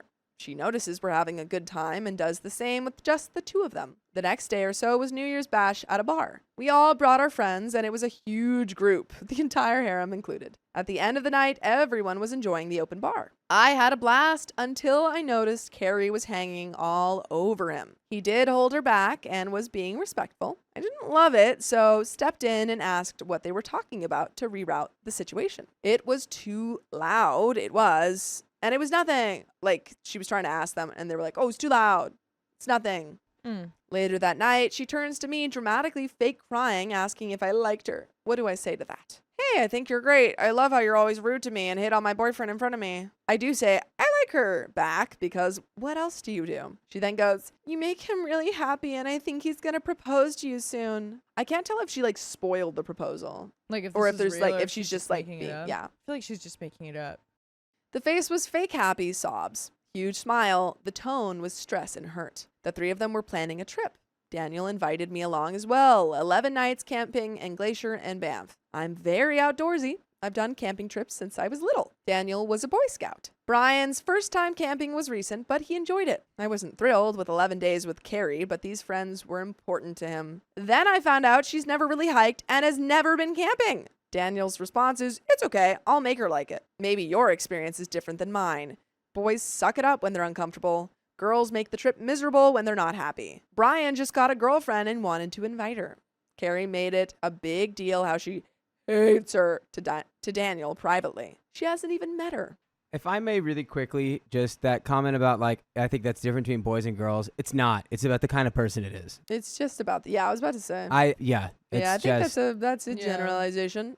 That's a generalization. Anyone can make a trip bad. the worst person I've ever known to do that is a guy. Yeah. Yeah. Just put it out there, okay? That's Yeah. all. And I appreciate that, Dakota. Nice. You better. Dakota supports women. You better support that from me.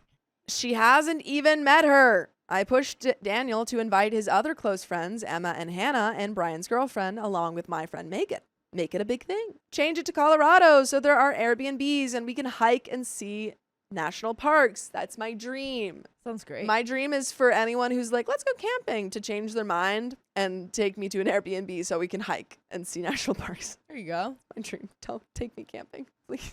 It's cheaper, inclusive, and a good test run. I'll have time with the rest of his friends, and the girlfriend can come along. I selfishly would also have more of a buffer from Carrie. Later, Daniel and I argued over driving logistics for the trip. Carrie refused to carpool with Brian and his girlfriend to Colorado because she couldn't stand her. Well, honestly, probably better off for that girl. She Yeah. sounds like she sucks. Yeah. She still had never met her. Daniel said he could drive her. I asked him why. Frontier has cheap flights. We could both get in early and have some alone time before everyone arrives. It's an extra 4-hour detour to get her. She's 25. Can she not drive 7 hours by herself or have Brian drive her because she's literally on his route? His response was she's a bad driver and would be uncomfortable driving with his girlfriend. OP's uncomfortable with you driving with her. / also, I'm not sure if he's implying that they're all going to drive together. So This is Daniel, right? Daniel is OP's Daniel's boyfriend. OP's boyfriend. Yes. And so who was he saying would be uncomfortable with So it? Daniel's saying that Carrie, Uh-huh. who's the worst one, she sucks, Yeah. is uncomfortable driving with Brian and his new girlfriend because she Oh. hates his new girlfriend, even though she's Even though never she hasn't met her. That's so stupid. And so Daniel's saying, oh, well, I'll drive her. And I don't know if he's implying that OP is to drive alone or if they're all driving together Yeah. with Carrie. Either way, OP does not want to do that. Yeah. So, like, why do Carrie's needs come before your girlfriend's? Yeah. Then F and fly over and get over yourself. He responded, if you don't want me to do it, just tell me. I don't want to have to tell him to choose me over another girl. Spend extra time with me. Choose me. Love me.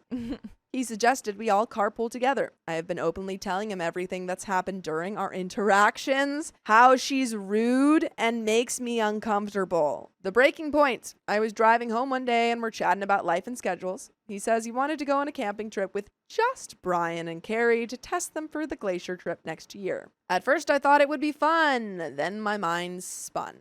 I could imagine her pretending to be scared and trying to cuddle up next to him. I gave myself an anxiety attack. I called him back and asked if I could go too. He said I'm always invited, but he wanted this one to be just the 3 of them. The image spun in my brain. I told him I'd call him back. I calmed down and gathered my thoughts and sanity checked my anxieties with Megan to make sure I was not blowing this out of proportion. I called him back and started the conversation about how caught up is he with a podcast. I make him listen. We talk about the creepy Valentine's Day box girl and others and get to the one with the work wife.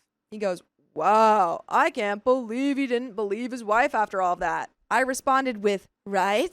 I really related to that one. You know the way Carrie hits on you? But that's just who she is? I told him I can't do this if things don't change. That time he listened. We had a long conversation going over everything. I don't ever want to be that girl that makes him not talk to his friends. I don't like it, but don't mind if she comes to group things. I'm uncomfortable with just the 3 of them hanging out. We set boundaries. He needs to stop her advances. He needs to step in when she's being openly rude.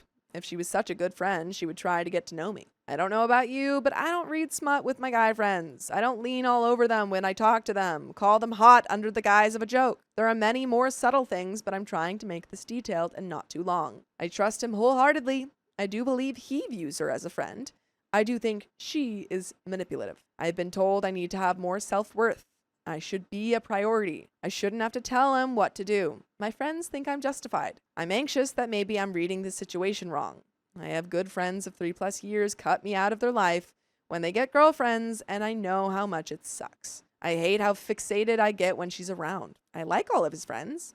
They have all made an effort to get to know me. There's other details. I do call out every instance after each interaction. I am very direct with them. The harem moved to different states when they graduated. They stayed connected with the book club. Carrie picks out smut books, but everyone else picked normal ones. They don't just read smut. Only the 3 play games together. We have been dating for roughly 1.5 years, and there is an update, folks. But what do you think?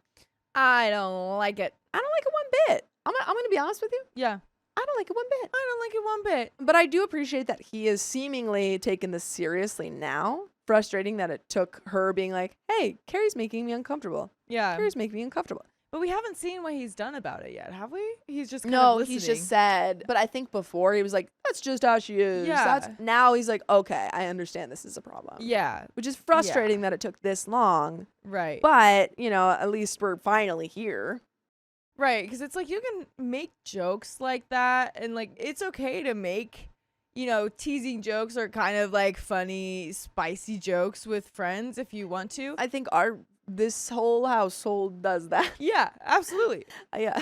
Update! He spoke with 3 of his friends for advice. Ryan believes that's just who she is. She's only rude because she's awkward and doesn't mean it. I don't think that's a good enough excuse. Yeah. She ignores me because she doesn't like getting to know new people. It's a fact our kids would not look like me. Why is that a big deal? I also hate that he's like saying that's true. Your kids will look like her. Yeah. Your kids will look like her. She's always acted flirtatious, and it's not weird. He agreed if it bothered me to this extent that Daniel should talk to her and define stronger boundaries and change the relationship. He asked Patrick, a close friend from work, his opinion. He has never met any of the group member and has an outside opinion. Patrick has always had close female friends growing up. When he gets a girlfriend, he reaches out to his friends and lets them know that he still cares, but their dynamic has to change. But like, what was your dynamic before? Because like, personally, I don't think like really any of my friends' dynamics would have to change. They're talking about this dynamic with Carrie. No, right? no, he's saying that he has another friend, Patrick, Oh. who whenever he gets a girlfriend, he tells his female friends that their dynamic has to change. Yeah, that I'm like, what was your dynamic before? Unless your dynamic was like, oh, I'm flirting. We're flirting, or Yeah. like our dynamic is we're friends with benefits. Yeah. Like, sure. That I'm would just have to change. wondering. But it's like if it's just because you're just friends, like Yeah. I don't know. I don't know. I'm wondering what you had to change. Yeah. He reached out to Emma. Emma has noticed the weird dynamic before I came into the picture. Carrie had always tried to isolate Brian and Daniel when the 5 of them hung out. Carrie would only hang all over the 2 of them. She can't be certain if she has a crush on either Brian or Daniel, but the relationship was not normal. Emma noticed Carrie would pull back from conversations when Brian and Daniel would talk to his girlfriend or I. Emma also found it weird to hate Brian's girlfriend without meeting her. She was closest to Carrie and was surprised she acted this way, but believed him. He profusely apologized to me, told me his friend's insights above. He's going to talk to Carrie, outlined that her actions are not okay. The relationship is going to change. He agreed that he will stop using the trio group chat, set hard boundaries. If she continues to be rude, he'll stop talking to her. I've only interacted with her 3 times. They had known each other for a year before I met him. I think he was blind to her manipulations. I do think he liked the attention she gave him. I don't believe he's cheating or whatever with her. I am targeting my feelings towards him and not just blaming her.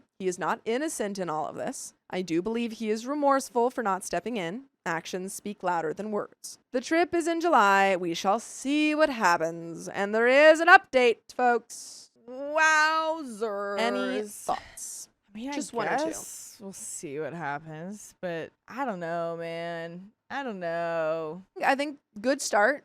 Yeah. See how it goes, but yeah, definitely make sure that he's on, the lookout for other bad behavior, because it seems like he's very unaware. Yeah, and clearly, like, if she had to bring this up, I just Carrie just does, because this doesn't seem like the kind of behavior that you could just Yeah. talk to, and then she's Yeah. just gonna be like, okay, fine, Yeah. I'll change it. I Like, also think I'm like, me as a person, I am very hyper aware of changes in relationships. yeah. And like, maybe it's anxiety, but like, I'm like hone in on slight things. So Yeah. like, I just like, how do you not notice? Yeah, How do right? you not notice? Like, that's just weird. It's I weird don't to me. know, man. Yeah. I don't know. The update to book club has not met in months. Carrie tries to talk in the group chat, but no one responds. Their whole group blew apart over one trip. I feel irrational, secondhand guilt that it's partially my fault for their friend group breakdown. I don't regret my decisions, but if it wasn't for me, they'd still be friends. Brian still doesn't know she hates his girlfriend without an effort to even meet her. During the advice talks with Emma, she learned she was invited last minute and was hurt. She was local and thought she just got a proximity invite. She doesn't know I suggested for her to be invited. Daniel pushed it. Her own friend Carrie didn't think to initially. Carrie's old roommate Hannah was also in their book club group. No one thought to invite her. She was the most hurt. Brian made a comment about the trip one meeting. Emma messaged privately asking if she was invited. Daniel reached out immediately, but it was too late. It turned out Carrie worked with Hannah's friend and went on and on about the trip. Haley had been upset for weeks. Oh no, the book club is falling apart. Oh no, how terrible. He finally called Carrie. He said she did get upset, cried, etc., saying she didn't remember saying the discriminatory comments, that I offended her by commenting about her parents being teachers, but she couldn't remember the details. Oh my God. She's like, I know Peter offended me. Don't ask me what she said. I don't remember. Must not have been that bad then, huh? He said she agreed to touch boundaries, excessive hugging, poking, 8th grade flirting, if they hung out in the group. He says she doesn't call anymore and their trio group chat has been quiet. I feel if roles were reversed and my friend's girlfriend was upset with me because she thought there was something more, I would reach out. I'd explain we got off on the wrong foot, put in effort for her to get to know me. By the way, you should get to know full episodes of stories just like this. Just go to Spotify, Apple Podcasts, or iHeartRadio and search up OK Storytime. Oh yeah. But folks, there's a little bit left to this story. Do you have any final thoughts on how this is all shaping out? It does suck that like the book club has to, feel the wrath Disband. of this. Book clubs Would- never last. Like we just want her out of there. We don't Yeah, need the whole whole thing book to club. come apart. Yeah. So that's a big bumski. But Big old bummer. yeah. I think great that your boyfriend's setting up these boundaries. Yeah, that's great. Yeah. I imagine that Carrie's going to pretty butthurt and she's going to kind of distance herself just because of all this. But we'll see. Yeah. And we're going to finish the story off. Their big group chat has been radio silent. Book clubs and game nights have stopped. Carrie reached out, but no one responds. Dang. Dang. Ooh. Ouch. She is the one who tried to exclude everyone and make it weird. Threesome trip. The guys didn't try to make it inclusive either. Daniel did invite me. I'm the one who pushed it to be bigger with everyone. Without my push, the whole thing would not have exploded. Daniel and I had long talks establishing boundaries, and we've worked on the relationship. I don't believe he's innocent, but I don't think he did it intentionally or maliciously. Personally, I think he liked the attention, so didn't shut it down. If he wanted to date her, he would have. She's been throwing herself at him for a year before he met me. Emma backed out of the trip due to work. Brian's girlfriend got a new job and couldn't make it. Carrie felt uncomfortable coming and backed out as well. We ended up filling the trip with friends of friends. I brought my best friend, Megan. We had a blast. I highly recommend sand surfing in Sand Dunes National Park. So it all worked out and you didn't have to hang out with Carrie. Woo! Woo! Look I at think that. OP probably feels real bad for blowing up this friendship, but she didn't. Carrie did. No, exactly. I mean, it had to be done. It had to be done. You can't stay in that friendship that's making you extremely uncomfortable because she's being weird and crossing boundaries. She's a weirdo. She's weird, a weirdo. So yeah, I mean, it's just because of you that it happened now, Yeah. but it's bound to happen at some point. Bound to happen at some point. Exactly. So if it wasn't you, it was someone else. Exactly. But folks, that's the end of that story. My wife is lying about her friend, and I know it's more than just a friendship. Well, she ain't a truther. I've 35 female, been with my wife, 35 female, for 7 years. And we've been married for 4. Recently, my wife has become friends with someone she met through her job. The very first time she told me about this girl, she started with, "So I think I have a crush on a girl at work." At least she's coming out honest. By the way, this comes from Pieces Mended, and if you want to submit your own stories, go to the r/OKStorytime subreddit. I'm Sophia. I'm Keon. I'm Dakota. And we're here to give good advice goofily, but we don't have all the answers. We only know what we'd do, so let us know what you would do in the comments. And OP says, for some context, it's not abnormal for us to say things like that to each other. We both have acknowledged that it's normal to find other people attractive, so we're pretty open about that sort of thing. We've also agreed that if one of us develops feelings for someone, we would be open and honest about it. So it started off with her texting back and forth a lot with this girl. My wife was adamant that I read their texts. However, I told her that I wasn't comfortable doing that and that I trusted her. They texted for a couple of weeks and then finally she was able to come hang out. Just observing them together, I could tell by my wife's demeanor that she was very attracted Wait, to she her. came over to hang out. Was like, Well, hey, so I've heard a lot about you. Like, Yeah. oh yeah, what? My wife's into you. This is the problem. It's no longer just oh, that person's so hot. This is, I have a crush on them. We hang out a lot, and now she's coming over, and we text a bunch too. Yeah. Soon she started wanting to hang out with her every day. The weekend rolled around, and I was going to my parents to help them with a few things. Normally, my wife loves seeing my family, but she said she wanted to stay home to clean, which is very unlike her. About an hour and a half after I got to my parents, she called me and asked if she could go get food with her friend. I told her that I figured that's why she wanted to stay home and to go do whatever. So then she decided not to go and was pouty the rest of the night. What? OP literally said, yeah, sure. That night, I asked her if we could have a break in between having friends over because I was socially exhausted, and I thought hanging out all day for 5 days in a row was excessive. The next day, my wife came home early from work because she had bad cramps. She ended up inviting her friend over to hang out while I was at work. I got home from work at about 5, and she was still there. She tried leaving at around 7 so we could eat dinner, but my wife essentially begged her to stay and even bought dinner for all of us. The following day, my wife came home early from work again, and her friend was at her house less than an hour later. Do they both call out sick? I'm sorry. Oh, yeah, I'm you both work together. How are you both not having work? She's constantly either texting this girl or on the phone with her. There was one day I came home from work and was telling my wife about something that had happened. She had a headphone in her ear, and a few minutes into my story, she said, "Do you want me to text you?" That's when I realized she had her friend on the phone the whole time. Oh. I was trying to understand what just happened. So OP was talking to her wife. Her wife has a headphone in, and her wife's listening, and then is like, "Oh, sorry, do you want me to text you?" And OP's like, "Oh, you haven't been listening to my conversation at all." Yeah. That's awful. That's awful. That would actually ruin the entire relationship. I'd be like, yeah, oh, okay, I'd be like, we're done. whoa. We're done, right? We're done. What? While on the phone, which is hilarious. That's crazy. Today, I went against my beliefs and looked at their texts while my wife was out of the room. She makes so many comments about how gorgeous her friend is and how everything she does is so cute. She talks about playing hooky with her. She's given her perfume and clothes and even joked about pulling the popcorn trick on her. What is the popcorn trick? popcorn You're trick? the popcorn girl over there. What's a popcorn That's trick? really good. I haven't even done that with you. Like at the movies? Is it like to throw a popcorn and like grab it? I'm very confused here. No. Today they've made plans to hang out at her friend's place. I asked if they could hang out at our place so that I could join after my appointment. Her friend texted her and asked if I really wanted to hang out with them. And my wife replied, she wanted to hang out. I'd prefer to come hang out with you though. Your relationship is like, this is not. She's cheating. This is an emotional affair. Yeah, you are second in this relationship now. This her relationship with her friend. She would prefer we all hang out here, but I'd rather come over there. Yeah, I mean, this is emotional cheating. My wife has been so persistent lately about how much she loves me and how I'm the only one she'll ever want. But then she has these conversations with this girl. My wife is very insistent that she is only friends with her. Am I overreacting with their friendship? And there is an update, but what do you think? I mean, I get it. She found a new work buddy, but the fact that she started off that strong, like, Yeah. I met this person at work and she's really attractive. Well, it started off, I have a new work buddy. I have a crush on her. I think she's so attractive. We hang out all the time. I want to hang out with her over you. I'd At rather her hear her apartment. than talk to you. Yeah. I text her all the time. This is... We play hooky. We play work hooky together, by the way. Yeah. That's insane. One day's like, okay, cool, it's cute. Yeah. But like, it seems like it happens a lot. Yeah, this is like if you and Carly call that a work. Coinkadink? I Yeah. think not. I think not. I'd be like, I don't know about this.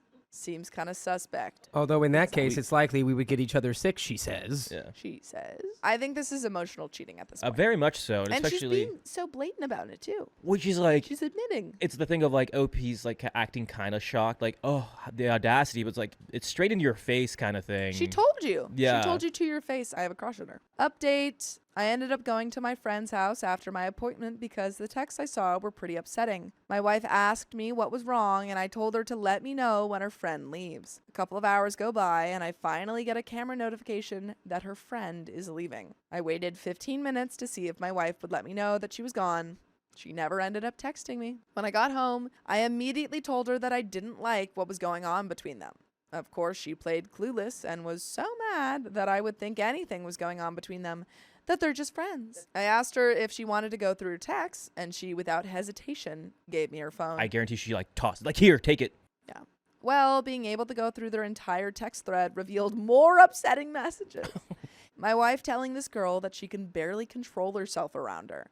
How she wanted to kiss her so badly the other day. Whoa. How she can't get enough of her, making spicy related jokes after spicy related joke, talking about how she wished that she had a wiener because then her wife wouldn't be interested in her, but she'd have a chance with her friend who was confused about her spicy orientation.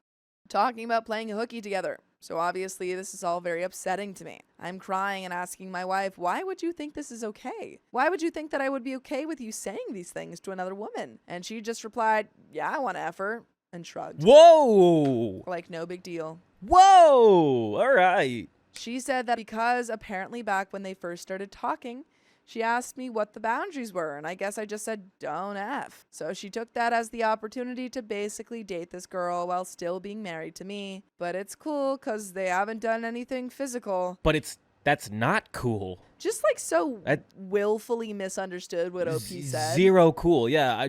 What? She's like, yeah, just at least don't F her. And she's like, all right, so I'm going to do everything I can to get to that point. Well, it feels like what she did was like, hey, like, what are you comfortable? You know, like, yeah, like it was probably a this girl at joke work. too, because she's probably like, I don't know, just don't ever. Yeah, I can see him just like nonchalantly, yeah, just don't do it. Like, right? That's a joke, right? Meaning like, oh yeah, you could be friends with her, but don't have a relationship with her.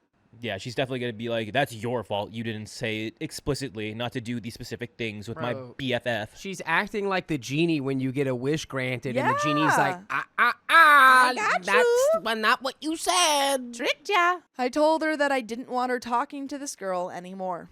I was so hurt that I didn't even want to see her. I made her sleep on the couch that night. The next morning, I get ready for work and leave without saying a word. I get to work and she immediately starts messaging me, asking what this means for us and am I gonna leave her? I replied that I didn't want to talk to her right now. and that he didn't want to talk about this while I'm at work. So I get an app notification that she leaves work. She ends up showing up at our house, but parks in the street instead of the driveway. We have security cameras. She sits there for about an hour and a half, then finally makes her way inside. I pull up the camera inside, and I hear her asking about where they're going to meet up. I end up leaving work and showing up to the meetup spot. At the time, it was just my wife's vehicle there, so I pulled up and sat next to her until she looked up at me. It took her a second to register it was me, and when she did, she waved. I asked her what she was doing, and she said nothing. At that point, she held up half a bottle of tequila. For some context, my wife was clean and sober for 5 years. I was always incredibly supportive of her and even got her a custom 5-year coin to commemorate her achievement. I was so mad, I ended up just leaving. I ended up going back up there after about 2 hours. She made sure to tell me that her friend had come up there and smashed all of her booze. So the next morning, we're driving to pick her vehicle up. I asked her if we could talk tonight after work, sober. She agreed. She ended up leaving work early again that day and came home and got wasted, this time in the driveway. I ended up taking her phone and calling her friend because I didn't think that either of us was getting the complete story from her. So talking, we both discovered that my wife was implying that I was a lot more open to their friendship than what I actually was. I told this girl that I had asked my wife to stop talking to her. She agreed that that would be best and that she didn't want to be the reason for someone's marriage ending. The next morning, she tells me she's never drinking again. We go to work and she's just messaging me about how she regrets what she did. She's so sorry, how she's treated me so badly, how she's going to fix everything.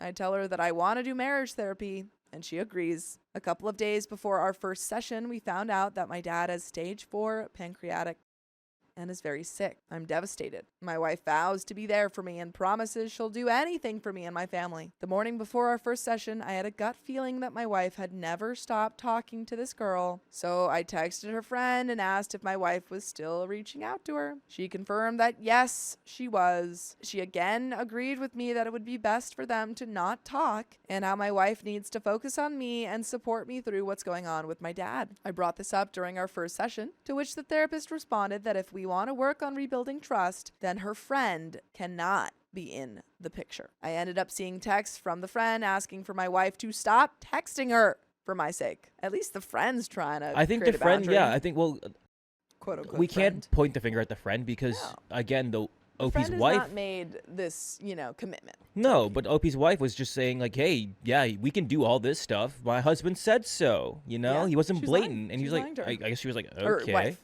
Yeah. But good on the friend that's like, she's seeing how Opie's wife is turning out and how it's a full crash out. I think the way you went about it was kind of petty. Like, he's like, oh, she's drinking in the car. They're both women. They're both women. Oh, Yeah. so sorry. You're good. But how Opie's wife was 5 years sober, and then OP was like, you know what? I'm gonna go home. Enjoy your time there. Like, I Yeah. think that was not the best way to handle it. That situation. I just feel like at this point, it's like this. I mean, try the therapy, but I don't know if this relationship is going to work out right now. Yeah, it's just really hard The way with that it's going. 'cause OP Especially because she's dealing with drinking problem too. that, and then OP just finds out their father. It's just super hard. it's a lot going on, and I feel like, oh man, yeah. Oof. Her responses were so childish, and she even asked her friend if I was the one making her say these things. A week or so goes by. She brought up missing her friend a few times, instantly angering me. She's convinced that we're all going to sit down and chat and all be BFFs together. I tell her that's not happening. I outright tell her that it's me or her friend. She finally stops, bringing her up for a bit. Friday morning before Father's Day, my wife says she really wants to go do something after work. As we're talking back and forth about what we could do, she brings up missing her friend. I immediately finish getting ready for work in silence and leave without saying bye. She asks me if she's still allowed to come home from work. I tell her that if she can stop talking about this girl and move on, then yes, she can come home. So after work, she calls me and tells me she's decided to get a hotel room for the night. What? I ask her why. I told her to come home. She says it's best for both of us. I spend the night bawling by myself. She decides to come home at 7 a.m. and act like everything's completely normal. Okay, but to be fair, like, you were like, okay, come home if you could stop talking about her. And she's like, well, I can't, so I'm not going to come home. I'm going to go to the hotel room. It's like, Yeah.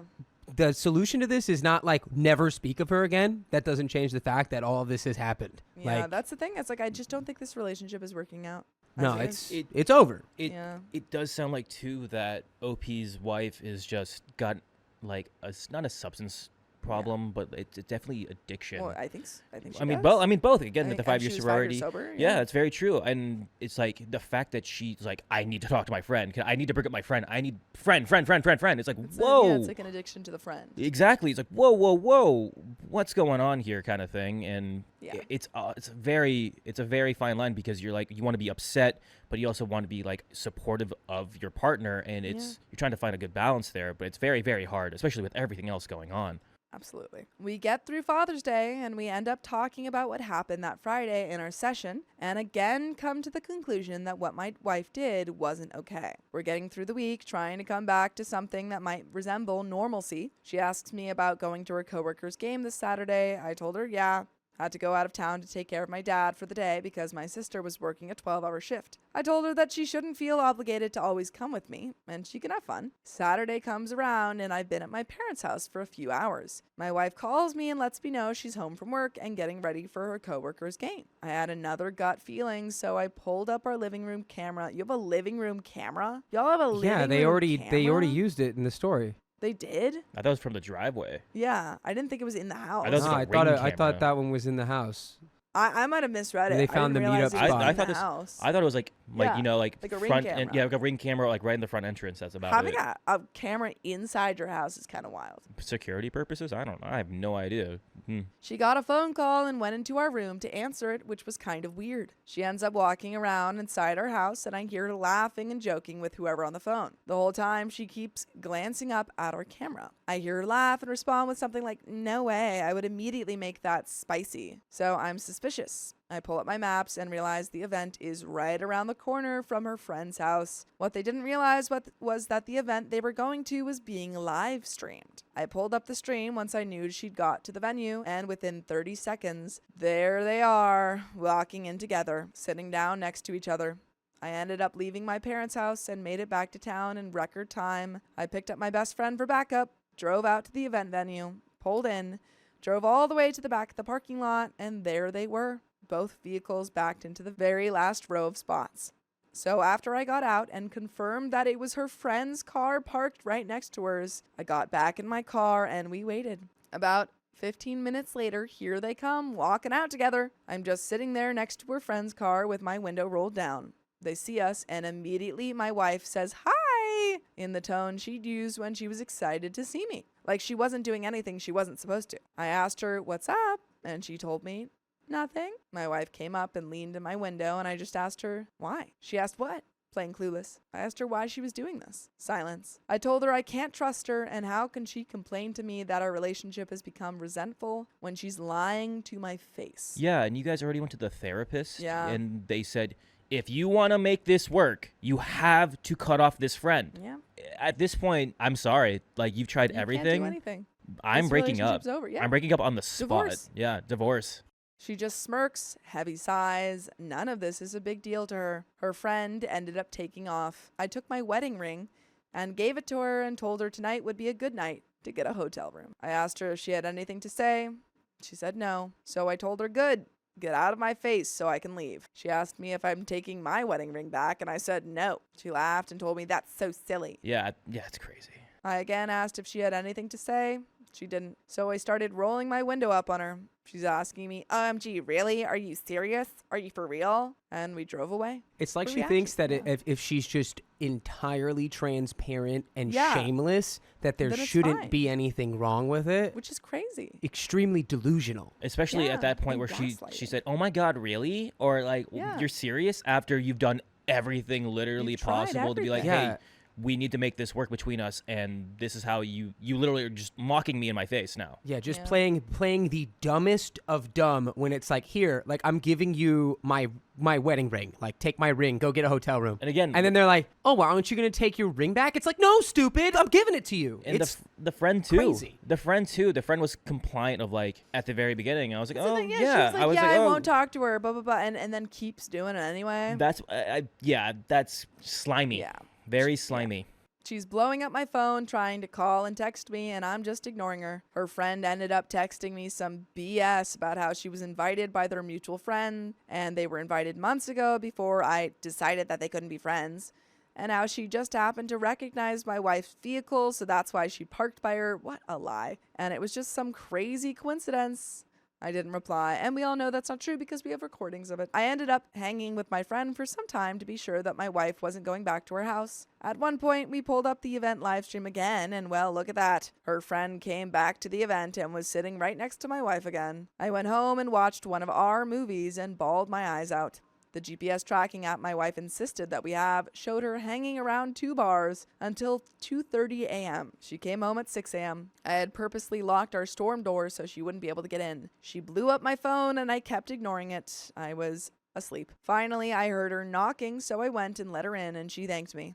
I went back to bed for a few hours. She came crawling into bed and I woke up and told her to get away from me. She wisely kept her distance, then casually asked me if I wanted to get breakfast.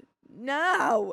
This honestly just really sounds like someone who's intensely mentally ill. I feel like she's just going through this very tough, relapse. But not to say that that excuses anything, but it feels like a lot of this behavior is very manic. Yeah, I was gonna say that this is insane, but also the fact that they can still be doing this, OP's wife, and the things that OP's going through, and just like, oh my gosh, you want to get breakfast? Yeah, like, it's crazy. She's just not even an apology first and foremost. I told her that I want her to work on getting her stuff out of my house, or at least work on figuring out where she's going. She sighed and almost rolled her eyes and tried to come at me with the mutual friend's coincidence alibi. I told her that I know she thinks this is no big deal, but I'm not kidding. I went out into the living room and started working on divorce paperwork. She ended up getting up and leaving with a bag of clothes, so my best friend came over. My wife replied back to my friend that she met up with her friend because she's not going to be controlled or told how to move through life. Fine, that's fine. You can make decisions, but there are consequences.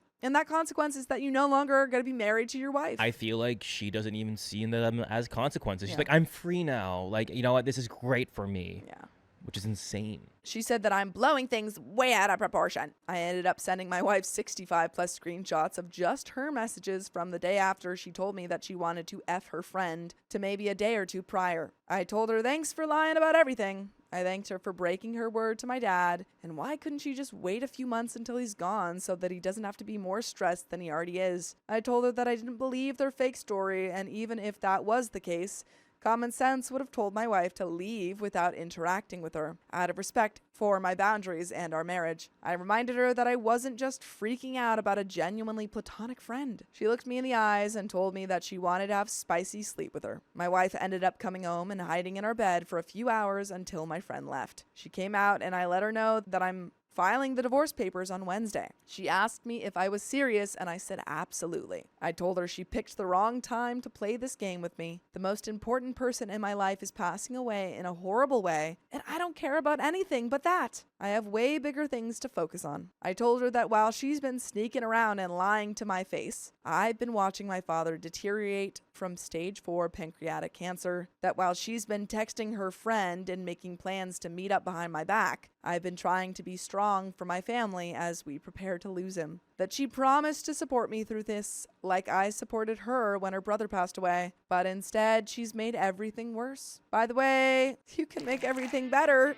by listening to full episodes of stories just like this. Just go to Spotify, Apple Podcasts, or iHeartRadio and search up OK Storytime. There is a little bit left to the story, but I think OP's doing the only thing that she can do. Yeah, I mean, OP, you've tried. Yeah, and you've tried everything. Yeah, and you looked to her for support, and what did you get? Nothing. None of it. If Nothing. anything more, just lies and just hardship.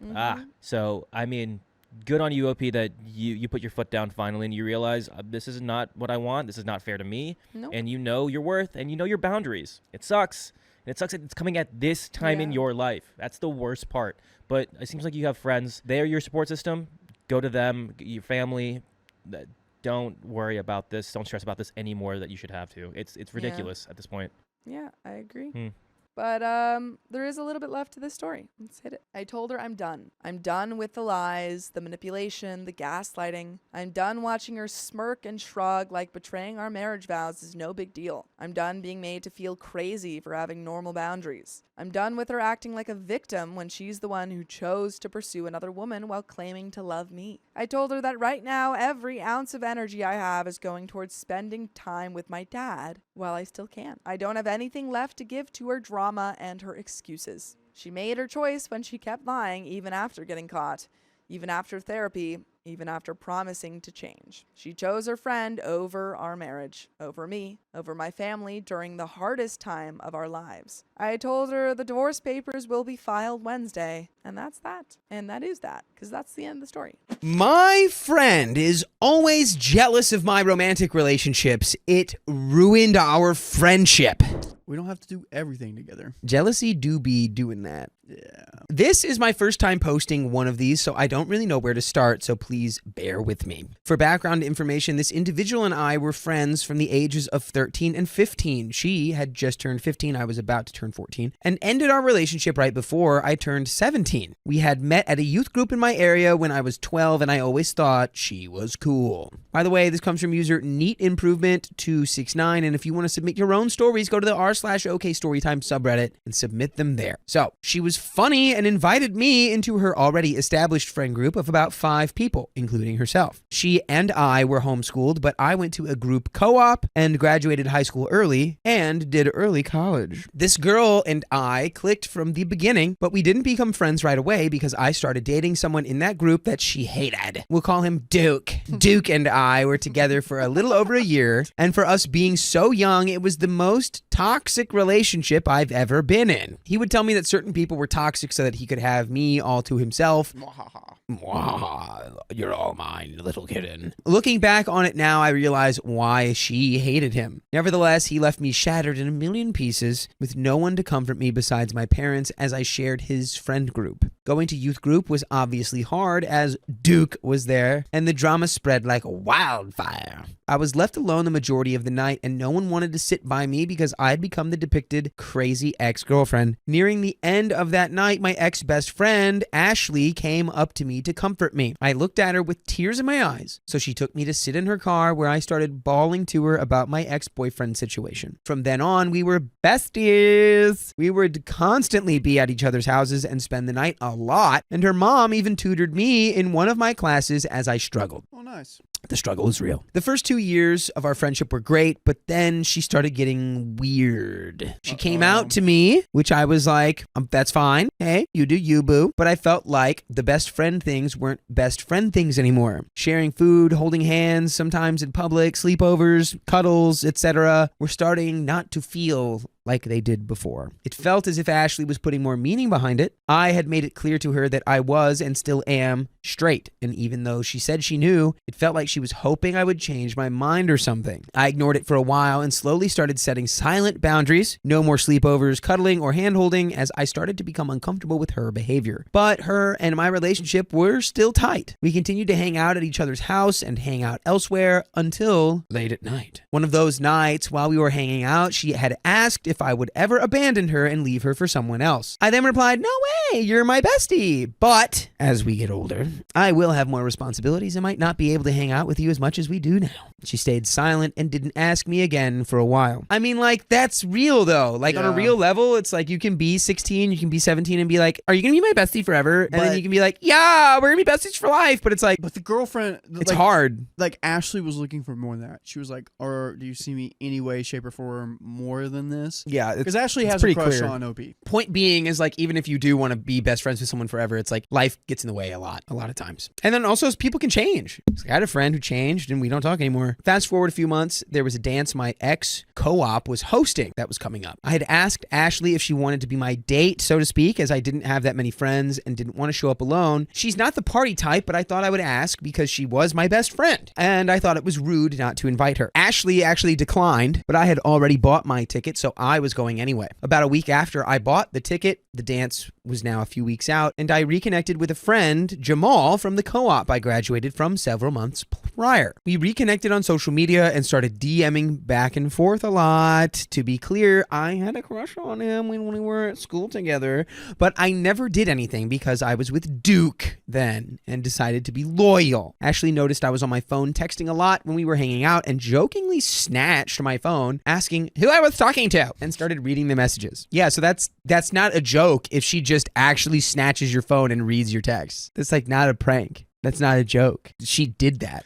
Dude, that was a 10 out of 10. Thank you. I love that. So yeah, she just started reading my messages, which is, again, not a joke. I asked her to return my phone and explained that it was just an old friend who had reached out. She asked more about Jamal, so I gave her the information she wanted. She told me to be careful that she didn't want another Duke situation to happen to me. I thought it was sweet that she was looking out for me, but unfortunately, that was not the case. Coincidentally, Jamal and I were going to the same dance in a few weeks, so naturally I talked to Ashley more and more about him because I was excited and found out I really liked him. However, even though I liked Jamal, Ashley didn't at all. Even though I liked Jamal, Ashley did not like him at all. When I would bring him up, she would sigh or give me a dirty look. Would constantly make comments about, we don't need men, and all men are trash. Yeah, you go, girl. Now, I would say many men are trash, but not all. Yep. And definitely not Jamal. That was good. Dude, That was good. got them all. I've got it in the bag Also- today, dude.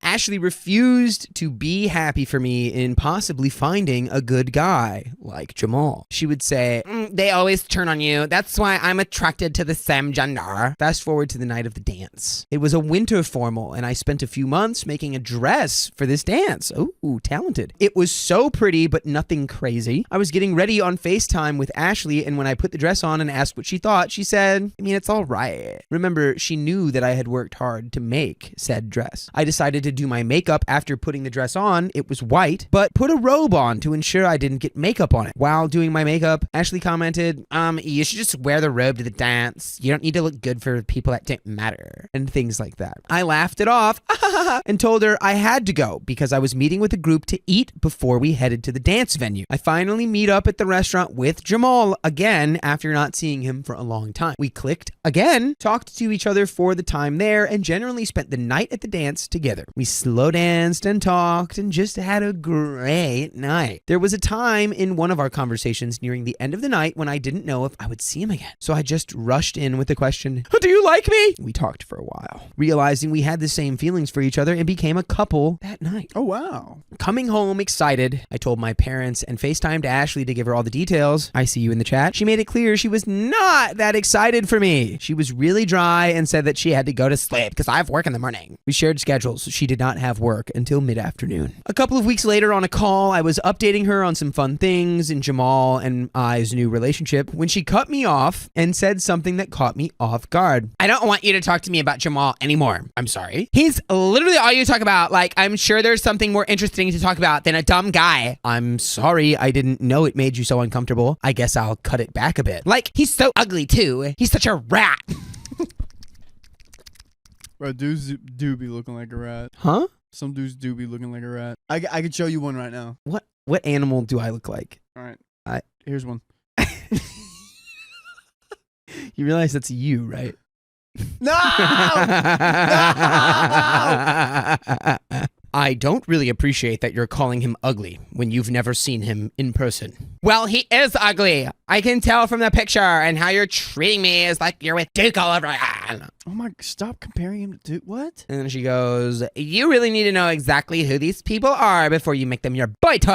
And I go, okay, hang on. You've never met this man, so how can you say it's like Duke all over again? And I get we have very different ideas of what we find attractive, but the fact that you're calling Jamal ugly is not okay.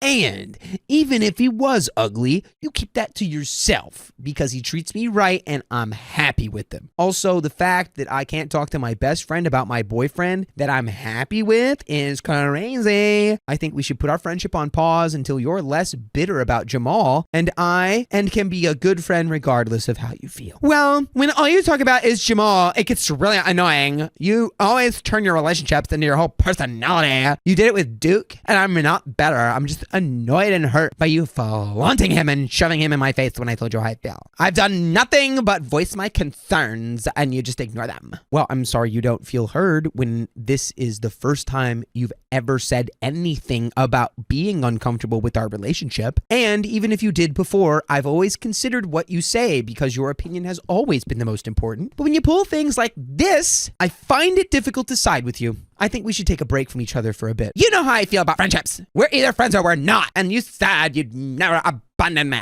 Abandonment is one person not knowing the other has left. But you, Ashley, know that I'm leaving. Yo. And by the way, you don't ever have to leave us because there are full episodes with stories like this one. All you have to do is go to your podcast platform of choice, whether it's Spotify, whether it's Apple Podcasts, whether it's YouTube, whether it's iHeartRadio, wherever you get your podcasts. Just search OK Storytime and you will find 48 days, which is over 1,100 hours worth of content, of stories that you can listen to. We have not talked since that encounter. It's been about a year since all this went down, but I need an opinion. Am I the a-hole for ending a 3-year friendship over a guy? I would say no. No. Because honestly, like, There are probably a lot more red flags. it doesn't sound like a best friend forever type scenario. Yeah. And like you're about to graduate, your whole life is about to completely change forever. And a lot of the friendships that we have in that era of our lives do not always transfer over. So it's okay. Yeah. You know, it's okay. My best friend became distant when I got pregnant because of her past. Ominous. Ooh, the intrigue, the mystery, the mystique. Where are we going? What's happening? I'm a big ball of emotions and hormones right now, so I'm saying sorry in advance for what is probably going to be a very erratic writing style. Needless to say, I'm no George R.R. Martin, and thank God for that, because we'd have to wait 9 years for the next post if you were. So my husband and I have been married for 9 years and have been trying to have a baby for the past 5. Honestly, it's been a long and grueling process full of tears, heartbreak, and disappointment. By the way, this comes from Deleted, and if you want to submit your own stories, go to r/OK Storytime subreddit. So, thanks to the miracle of modern science, I am happy to announce I am now 12 weeks along with our first child. Whoa. Exciting. Oh. Congratulations. We are overjoyed and pleased as punch and plan on telling everyone next week once we are all well into the second trimester. There's only one minor shadow being cast over the happiest moment of our lives, and unfortunately, that's my best friend, who I will refer to as Rachel. Rachel and I have a friendship straight out of a Taylor Swift song. We met in 9th grade Spanish class and have been bosom buddies ever since. What is this, Anne of Green Gables? We even went to the same university and roomed together, although we had very different majors. After college, she moved to another city about an hour away for work, and I married my college sweetheart a few years later. It's been difficult to keep in touch with with life being what it is, and her not exactly living close by, but we've managed and are still the best of friends. About 5 years ago, Rachel got into a relationship with and quickly moved in with a guy whom she is convinced is the one. I don't exactly like the guy. He's not a bum or an axe unaliver, but I just don't think he's a good fit for her. Rachel is desperate to get married and have children, and her boyfriend has been telling her for years now he has zero interest in having children and absolutely will not ever get married. If you're with the guy who's like, nope, on all of those, You gotta start over. that's not the guy for those things. I've told Rachel she can't change the guy and she needs to end it and move on, but of course she won't. She loves her boyfriend and is convinced one day he'll come around and change his mind, etc. Needless to say, after a year or two of dating this guy, Rachel started becoming a real Debbie Downer towards any of our friends or family who got engaged or started having children. Long story short, she's now at the point where she tosses wedding invites into the trash. Ooh.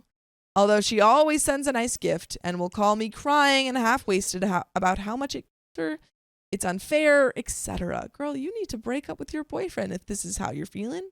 That's what I want to know more than anything. Yeah. But the worst is that lately she has started to cut people out of her life who have kids. She doesn't see her family members who have children, and she avoids her friends who do altogether. I understand it's hard watching everyone around her move on into the next stage of our lives while she stays in limbo, but it's honestly starting to affect me and how I can talk to her. The city Rachel lives in just happens to be the living place of several of my family members, And my husband and I made plans months in advance to visit them over the holidays, and we plan on springing our bonus news on them then. I also made plans with Rachel, this all happened before I got pregnant, to make a day for her where we would spend it together, just the two of us. I'm now kind of dreading this trip. Rachel doesn't know what I'm expecting, and I now have no idea how to tell her, and worse, I'm scared she will end our friendship over it, or at the very least, be devastated and crushed. I'm ecstatic over my pregnancy, but I also care deeply for my friend and her feelings.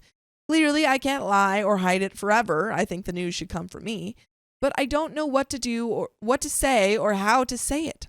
Should I call her before the trip or send her an email so I can give her time to process or possibly bail?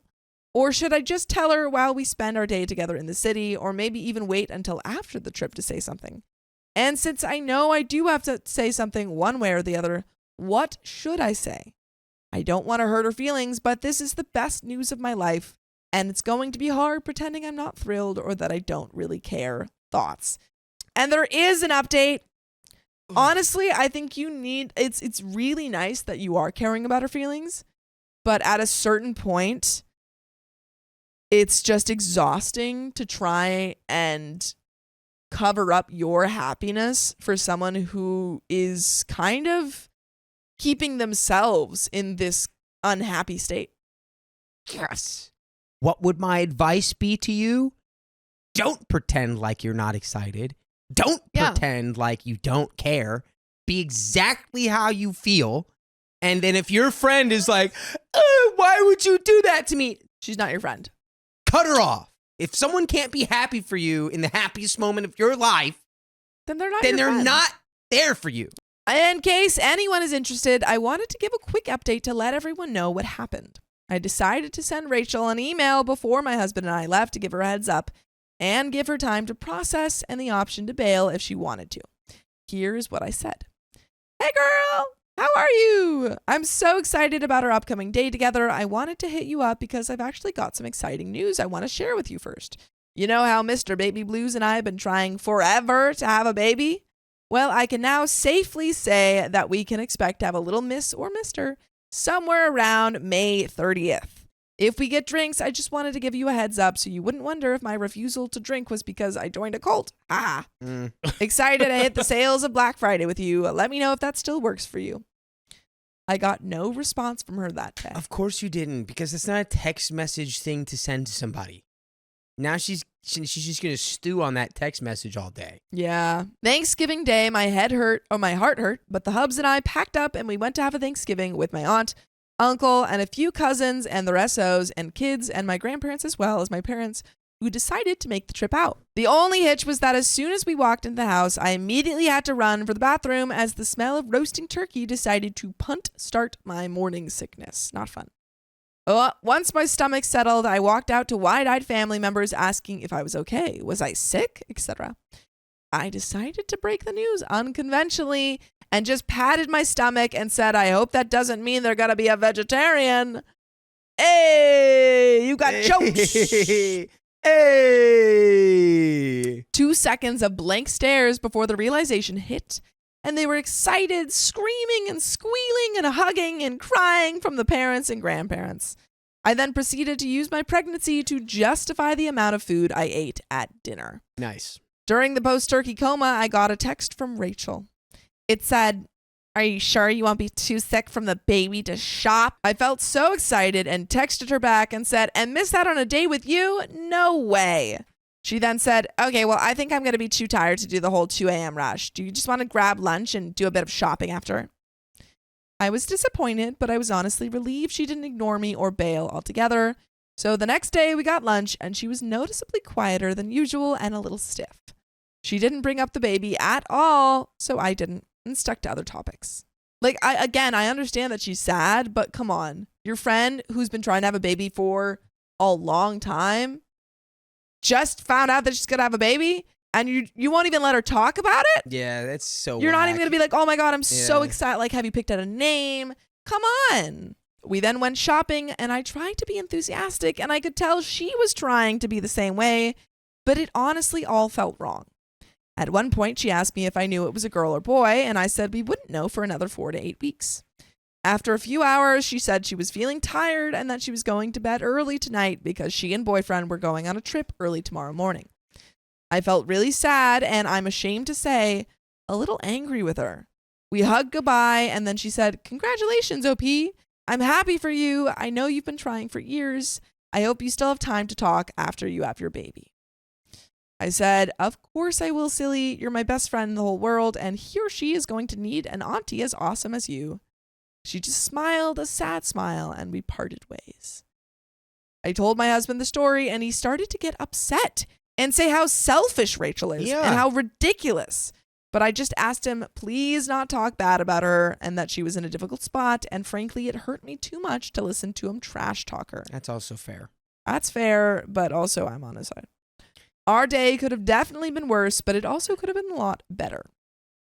I sent her a text yesterday saying how much fun I had with her and that I couldn't wait to hang out with her again, but I haven't heard from her. I'm holding out a lot of hope, but I think I need to start preparing myself for the possibility that our friendship may not last. That makes me feel horribly upset, so I'm just trying to stay busy and not let Rachel's attitude ruin my happiness. All in all, I had a great Thanksgiving with my relatives, with a slight hiccup with the morning sickness, and of course the awkward hangout with Rachel, but I did the best I could there. I don't know if I will update again, but I wanted to let everyone know what happened. If anything else comes up, I'll be sure to post. Thanks again, everyone. Hoping you'll cross your fingers for Rachel and me and that I have no more morning sickness. And there is an edit. OP's husband here. I will be taking this post down within the hour, and if the mods remove it, fine by me. I have a very upset wife crying that she's a terrible friend and that she should have done more for Rachel, that people are so sympathetic to Rachel and she should have done better with her, on and on and on. If my wife came across harsher in this post, it's because I've had several discussions with her saying she needs to stop feeling guilty she got pregnant, that Rachel is upset, and that she needs to put her foot down and stop catering to everyone around her, which is what she's always doing. I've read both posts, and my wife has been more than generous in how she describes Rachel. Wow. Rachel is a selfish, stupid, spoiled brat who doesn't deserve a friend like my wife. And if she ends the friendship, then she's cutting out the person who loves her more than anyone else in the world. And we love when you listen to full episodes with stories just like this. Just go to Apple Podcasts, Spotify, or your favorite podcast app and search up OK Storytime. There is a little bit more, but I'm sorry. Are people in the comments saying that OP is being too harsh? Are they? That's what it sounds I was like just based too on wrapped up the in husband. the fact that we're getting the husband's point of view. I love that. And the I wife's love that. point of view. I love that think the husband is standing on business. Is on it. And if anyone's saying that OP's being too harsh, you're insane. Yeah. Because that was the nicest freaking response to a person who's absolutely being selfish. I mean, Rachel clearly has her own issues. Yeah. However, her issues are self-inflicted. Yep. She won't break it off with this guy who explicitly has told her, I don't want the things you want. Literally, they're not a good match. They're not a good match. And she needs to break it off and find someone who is a good match or stop freaking whining about it. And there's a little bit left to the story. My wife has done countless favors and made several sacrifices for her friends over the years, and Rachel barely ever reciprocates. She's not infertile. She's a moron who won't dump her boyfriend, who has made it more than obvious he doesn't really care about anyone but himself, then throws a tantrum before ignoring everyone who chooses to have a life. Thanks to those who actually read both posts and get what type of friend Rachel really is. I hope she actually does end the friendship and gets her toxic immaturity out of my wife's life, since my wife is entirely too loyal and loves Rachel too much to do it herself. Dang. This dude is not pulling punches. Well, yeah, that's the guy who has no rose-colored glasses. Nope. He's like, this woman's man. Yeah, that's... And he's right. But it's hard sometimes when It is. you're best friends with somebody for a long time. You learn to navigate their negative traits. Mm-hmm. And sometimes you become blind to them. But this seems pretty extreme. I saw through my friend's lies. Now she's trying to ruin my marriage? What was she lying about? About a year ago, I, 37 female, met my husband, Ken, 32 male, through a mutual friend. We'll call her Scarlett, 42 female. She was a close friend of mine for about 4 years, and he introduced me to him as her best friend for 6 years, which I thought was kind of weird, considering I had never met him before, despite being quite involved in her life. Between me and Ken, it was love at first sight, and shortly after, my now husband proposed to me, and we decided to get married. It really was Aw. like in the movies. Aww. Aw. Things were going well, and I was happy that me and Ken had a common good friend to make memories with. By the way, this comes from user Mini Pony, and if you want to submit your own stories, go to the r/OK Storytime subreddit. So, after a while though, I started realizing that the attachment Ken had for Scarlett was a bit unhealthy. He used to see her, and he would say as a sister, although I think subconsciously he was more replacing her with a mother figure, and was willing to do anything for her. Wherever she would snap her finger, he would run to the rescue, help her, take care of her, drive her around, pick her up, go buy her groceries, helping her with her business for free. Interesting. Additionally, he had very poor boundaries with her, and sometimes he would allow her to get in between us, causing very weird tensions. One day, still at the beginning of our relationship, she offered Ken to become her business partner, and Ken felt honored, since he admired her so much. He came and shared the news with me, full of excitement, but my reaction wasn't what he expected. I was terrified. Ken already didn't have much money, and we were trying to save for our wedding, and since I was very good friends with her for a long time, I knew her business was barely making enough money for herself. Oh. Oh. I don't like this. I knew because she was often asking me for loans, let alone for the both of them. So quitting his current job for this new business venture was definitely a very incautious decision. And you told your husband that, right? You told your partner that? We talked about this, right? It was very tough because I also didn't want to try and hinder my friend Scarlett's business, but at the same time, I really wanted him to realize it was a very bad idea, and I tried to warn him multiple times. Eventually, he decided to go ahead and invested all his money, Oh. $20,000, into the business, and I had nothing left but to support him in his decision. All of his money? Why are we okay with this? Why is this okay? You are about to marry this man, and y'all's money is gonna. After a while, me and him had a fight, and he decided to seek advice and share what had happened with Scarlett, Oh. which was his closest friend. That's not good. She said to him, to best advise him, that she should let her read his messages between us. In doing so, she found some old messages where I was sharing my concern for my fiance's investments in her business. Me and Ken were able to repair after our fight and made up, but now, Scarlett Johansson was incredibly upset after discovering how I felt about Ken joining her business and was trying everything possible to make us split up. Great. Such a great friend. She started to tell him that he could have so much better women than me, that he had to leave me, that he could either pick me or her in the business, and started bad-mouthing me heavily with him and the community. At this point, he was entrapped. He already had given her all his money that she had used to buy stocks for the business and pay for her debts, and he had no choice but continued working for Scarlett. Shortly after, he got upset about the way she was speaking about me and trying her best to make our relationship derail, and he decided to quit the business. And I guarantee you that $20,000 never came back to him. Yeah, a very bad loss, but I don't think he had many other options. But also, I'm just laughing though because God forbid this did happen and one of us invested a bunch of money. The second that they started bad-mouthing him, we would leave and then go back and be like, you'll never believe what they were saying. Guess who was about you." talking mad Guess crap who's about talking you? about you. It'd be a little tea time. There's a lot of red flags here with Ken, OP. Not only that, but she was acting extremely unprofessional on many levels and also not paying him for his work. Wow, shocker, because her business is going under. She never had a business in the first She could barely place. pay herself from it. Ken now is in a huge financial hole, and digging a little bit deeper, I found out she lied to him on the profits that the business made in the past. Shocking. Inflating the figures and making it seem it was an incredibly profitable business, which to me is the definition of a scam. Wow. Who would have guessed? Additionally, I found out Scarlett had been subtly trying to depict me in a negative light with Ken since the beginning of the relationship, which means when we were still friends. I felt incredibly betrayed and traumatized by the series of events, having a friend betray me so deeply, taking advantage of my partner, and trying to derail my wedding was a hard pill to swallow. Fast forward a year, I'm healing and trying to turn the page. During the whole year, I sought the support of my best friend and flatmate, 33 female, we'll call her Candy. Sure. Candy lives with me and Ken to help me navigate all the feelings linked to the Scarlet drama.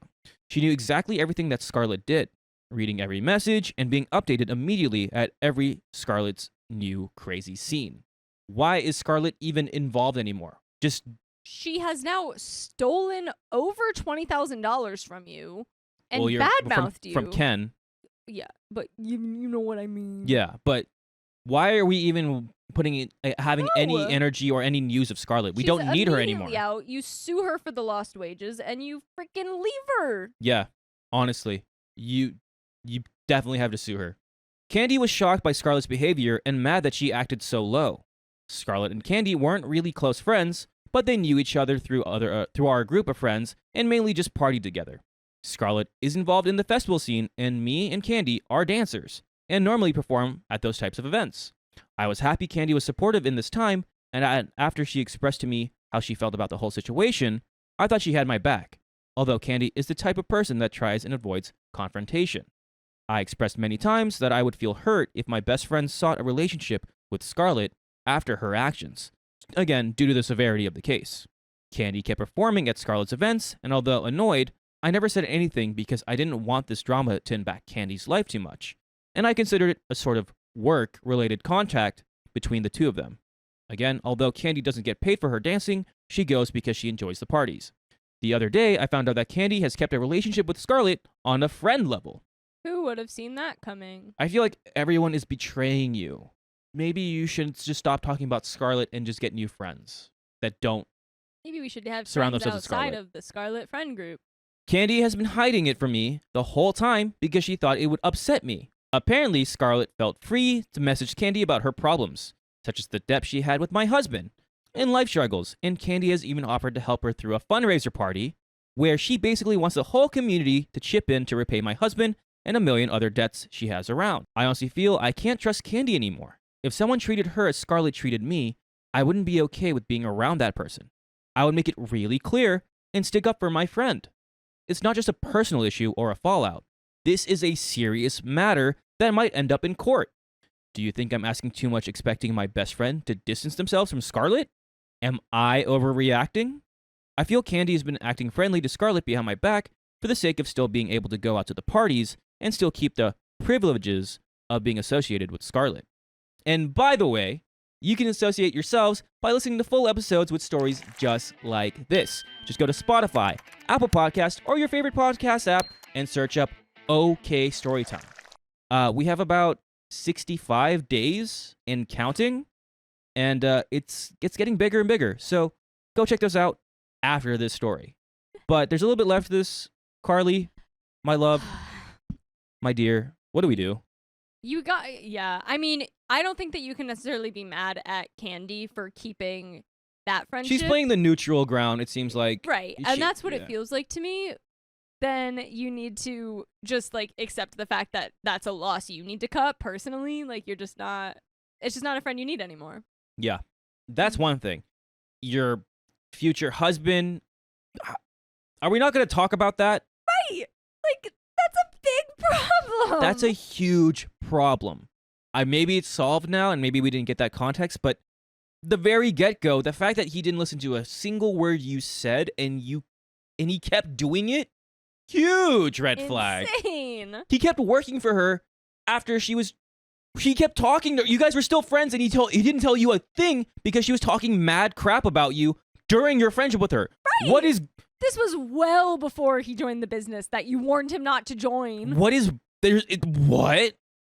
That's a huge red flag to me. So mad. There's a little bit left, and we have an edit. I forgot to clarify a couple of details. First, Scarlet was talking about Ken as her best friend for 6 years, which left me really perplexed. And after a talk with Ken, it came out they met 6 years prior, but they were close since 6 months. It's a weird sentence.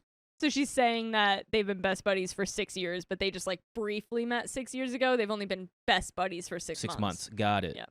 so that's still 6 months of lying, was another lie, an exaggeration from Scarlett to make Ken feel important, since she understood how much she can get out of it. I was her actual close friend for about 4 years, helping her and supporting her through the good and the bad, and lending her money. Second, I never told Candy she couldn't be friends with Scarlett, but she knew I would have felt betrayed if she sought a friendship with her because my other best friends did the same behind my back, only to keep the opportunity of getting free festival tickets, which, by the way, also Candy agreed that was fake friend behavior when we spoke about it. Your friends suck. It's fake friend behavior. I'm gonna do it too, though. Yeah, but I'm not going to tell you. Third, I was never jealous of Scarlett. I only communicated with my partner about the fact he had poor boundaries with her and that he should let her not get involved in matters that were between us two, which I think is just fair. And did he respect that? No. And we have some comments. Comment number 1. Everyone sucks here. Your husband shouldn't be showing her private things between the two of you. You are jealous and insecure of his old friend. You childishly told your other friend, Candy, not to be friends with Scarlett. Not your right.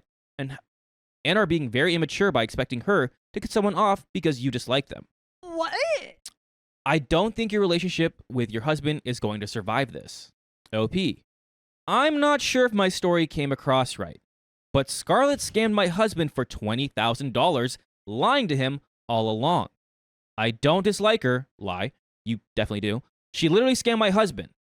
And when my partner resolved after our issue, she hated it so much, she decided that she was going to try and manipulate him and tried to make him break up with me, just because she felt jealous. I wasn't jealous at all. I only tried to warn him it wasn't a wise investment because I was actually aware of how much money her business made. But from my side, there was no jealousy, and also when he decided to join, I supported him so that's really not the point. I never told Candy to cut ties with Scarlett either, because I'm mature enough to not go tell people what they have to do with their life. However, seeing that Candy wanted to keep a relationship with her just for advantages such as going to parties for free and hid it from me, I thought it was dishonest. You are twisting the story around. Also, they weren't old friends. Scarlett having the tendency of lying and exaggerating, she said they were best friends for 6 years, but after talking with my husband about the whole matter, it came out that they met 6 years ago, but they were close friends for 6 months. Actually, I was the old friend, since I was close for 4 years, always being there for her in the good and the bad.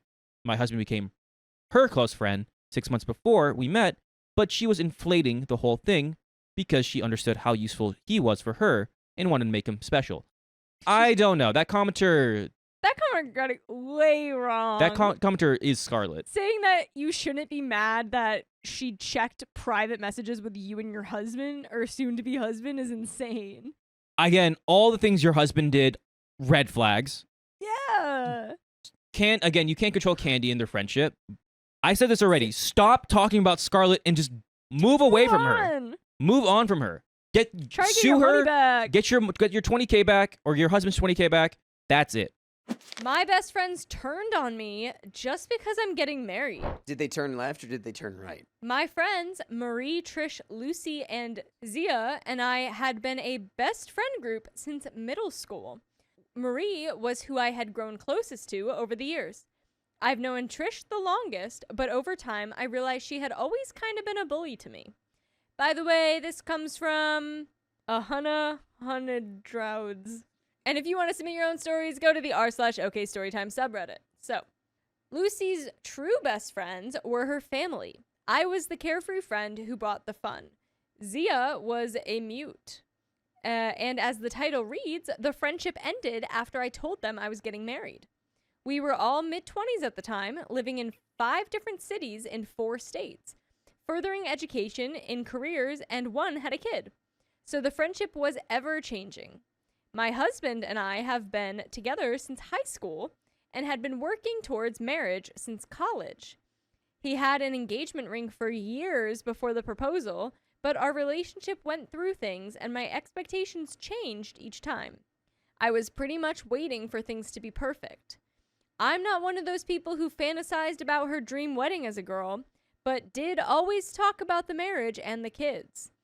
My latest non-negotiable was that I wanted a private and elaborate proposal. Of course, my best friends knew all these things. After many conversations, my husband and I changed our minds.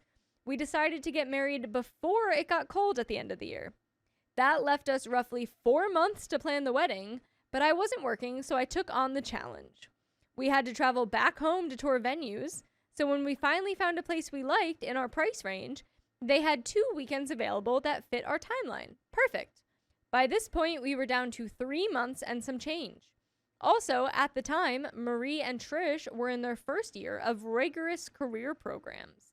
They had warned the group before that they'd need 3 months' notice to take PTO. So I sent a text to the group saying, hey guys, I need everyone to take this day off and be able to travel back home. Naturally, they asked, what's up? And I told them I was getting married on that day. We texted more and I told them I didn't really need anything else right now, that my husband was going to propose soon and to give me 2 weeks to get all the details together. They were shocked, but appeared to be happy in the messages. Then I got a group FaceTime call. I was flustered because I had just asked them for some time, and at the moment I was out at the store getting things to make bridesmaids boxes and didn't want them to know. They asked about my timeline, and I just told them that we talked and we changed our minds. We're ready now. Marie asked about parties, and I let her know we're not doing all of that. Trish asked about the colors I chose, and everyone made general conversation. Then Marie and Trish started discussing schedules. They were off on opposite weekends on the 2 weeks that were available at the wedding venue. We talked about how Marie would try to get PTO, and if Marie couldn't, then Trish would get PTO, and I could simply pick the other weekend where Marie was already off. Problem solved. We broke and planned to talk again in a few days. That day came and went, and I didn't hear anything, so I texted the group asking Marie for an update. Marie replied saying she's trying and she'd hate to have me worrying about her, but what if she can't get off? I got the vibe that she'd gone to her program directors already and she'd talked to Trish and the others, but just hadn't updated me. So now I'm annoyed.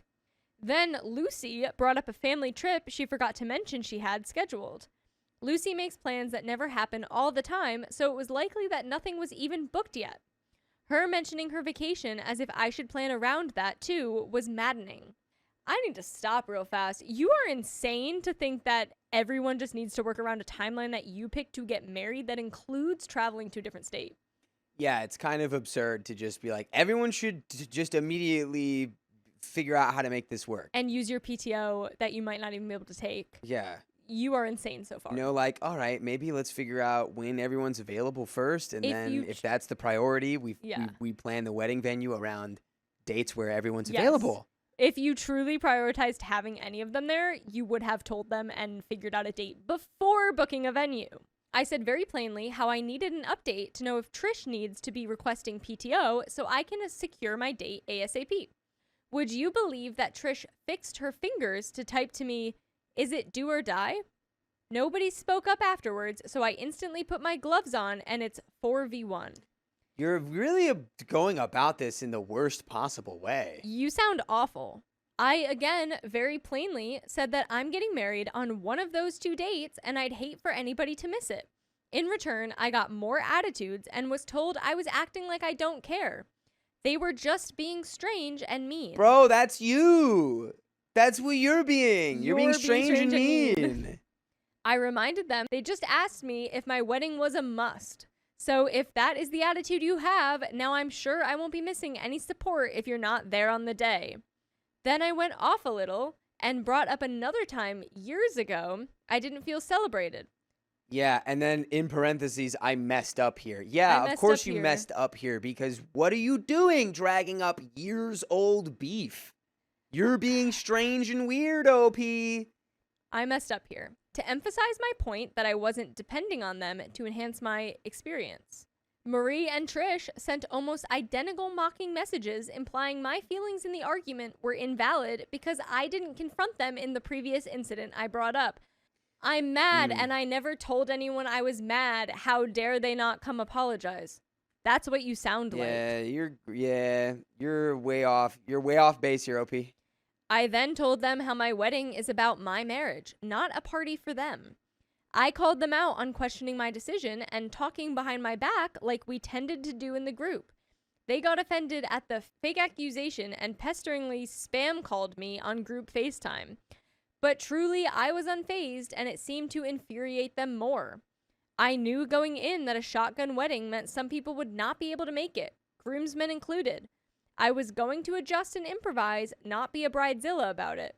That is such a lie. You were bridezilla first second. Immediately. All your friends, you wrote this like all your friends FaceTimed you and called you to like be like, oh my God, wait, you're getting married now. Oh my God, what's happening? What's going on? Where is it? Like, and you were like, yeah, You're not and I even was like, engaged. ugh, it was so annoying. I didn't even want them to call because I was like, I told them to wait. And it's like, your vibes are all weird. As far as they know too, and you aren't, as far as they really, like, you're not engaged yet. They wouldn't expect you to have a wedding in 3 months. Yeah. Eventually, I joined the call, and like I said earlier, it's 4v1. Marie was upset, saying, "Where is your ring?" Trish was just glad I gave her a reason to be hateful. She name-called and critiqued me as a person, surely because her ego was bruised. Not surely because you need things to be different in your life.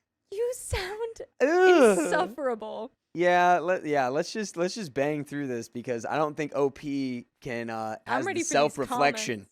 Comments all the way. Lucy was supportive of them and dismissive to me. Zio was mute. Yeah, you're a bad friend. I'm just This is gonna say it. You're a bad friend. You're a terrible friend. I accused them of not being happy for me, reiterated the invalidness of the things they were throwing in my face, and pretty much gave them my butt to kiss. From what I can remember, ultimately, they all agreed that my wedding came out of nowhere. They think I looked crazy because there was no proposal. Their congratulations were reserved for when I got a ring. They said people don't do things like that, and I'm clueless. But also, how dare I not make sure that they'll all be there? Because they wouldn't have thought any of those other things and been great bridesmaids if I had just accommodated them, right? No, you're No. missing the point. It's that it's coming out of nowhere and you're demanding all of your friends to rearrange their lives to show up for you without any prior communication. It's selfish. It's so selfish. We were getting nowhere, and I was tired of the insults, so I bowed out. I hung up the FaceTime and later sent a text where I made some general statements about us not being that close and expecting little from them. Wow. I ended the friendship and blocked them all. Good. I got my... Hey, you go, girl. You showed them. Yeah, your wedding's gonna be boring. I got my proposal and ring, had the wedding, and tried to put them in the back of my mind. I know I didn't handle the situation perfectly by any means or in any way at all. Literally, at least you're aware of that, but even that felt like sarcastic. After much ruminating, 3 years later, I won the battle with my pride and reached out to Marie to reconcile. She wanted to separate herself from the group and offered an explanation. Then she proceeded to defend the group's stance of me failing to realize that they were there to support me and stand behind whatever I wanted. She was just concerned that I didn't act excited in my announcement text or have a ring in the FaceTime call. She was worried I wasn't happy because I didn't get a proposal. She mentioned that no one said, "Is it do or die?" It was just rushed. She knows that there are steps to the process, and that was not the typical order of things. She learned she didn't have PTO and was stressed trying to figure out how they were going to throw a bridal shower because she wanted to celebrate me. Also, did I not think it would hurt her if she missed her best friend's wedding? She didn't come to me with any of this because she didn't want to dampen my moment. She says I'm justified in my feelings of not wanting to explain myself, but she's justified in hers because she was genuinely concerned. She's aware that's not how it came across to me, and she meant no malice. By the way, we'll never mean malice if you listen to full episodes with stories just like this. Just go to Spotify, Apple Podcasts, or your favorite podcast app and search OK Storytime. There's a bit more, but I feel like OP is so exhausting. So exhausting. And this especially is like after much deliberation in my head, I decided to reach out 3 years later. Again, just dragging up old stuff. Move on. I thought you said, what happened to all those thoughts and opinions you had about all these people? Yeah. Come on. The way I see it, these concerns, or all things I told them either didn't matter to me, was going to happen, I didn't want, or I was okay with in our very first conversation about the wedding. Or frankly, they just had no say in whatsoever. And I most definitely told them I was happy about my decision. I don't believe their desire to understand everything was necessary or respectful of my relationship. And about people missing the day, you can't make it a big deal if the bride doesn't, right?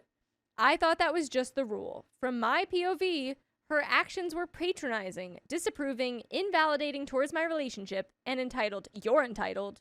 You are so entitled. Like, none of that made any sense. I just want you to know that, OP. Like, It's- your they're friends allowed were to be sad your that they're friends missing were it. upset that they weren't going to be able to be at your wedding, and that you were demanding that they And have that- PTO that they don't have. And then that Like- when they actually didn't have PTO, you didn't care that they weren't going to be there. And then they're like, also, like, I just didn't know how to go about this because I didn't want to, like, dampen your mood, because it's like, it should be a fun thing that you're getting married now, and I don't want to be like, hey, I can't come, that's gonna, kill a mood. This is so weird. You're weird. You're strange and mean, OP. It was also a red flag to me that she defended and denied Trisha's hurtful words. Am I silly for considering reconciliation while Marie is still friends with the rest? How can concern about a marriage decision be positive? Why were my words not assuring enough? Did I really owe them more? Are they in denial that they didn't truly support my relationship due to past issues? Or did they hate me the whole time and couldn't stand to see me in front and center? Of course that thought is in your head. That's crazy. What am I missing? Am I just the a-hole? Yeah. All of this because I was pregnant and had to wait for a doctor's appointment. I wanted to include ultrasound pictures in the bridesmaid boxes and make sure my baby was even living before telling them. And they got hung up on the order of things. So again, this is OP being like, they didn't know this thing I didn't tell them, and because they didn't know that, I'm gonna use that as a reason why I'm upset at them. You're ridiculous. This also now feels like you're throwing this in to get sympathy points back. Yeah. I don't care. They found out about my kid through the grapevine, and I hope they felt foolish. You should feel foolish. Dude, this is just weird. But they most likely just talked crap. And if they use Reddit and find this post, then yes, this effing play is about you.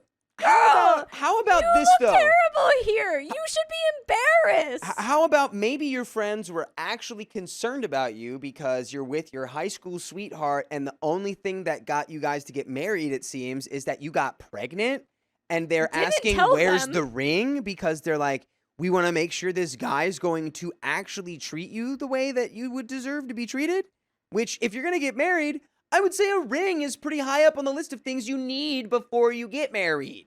Yeah. Something. I don't know. That's it. That's the end of it. There's not even comments. We don't need any comments. We've made them all. We know them We all. know that We the know what comments they are going said. to rip into her. Yeah.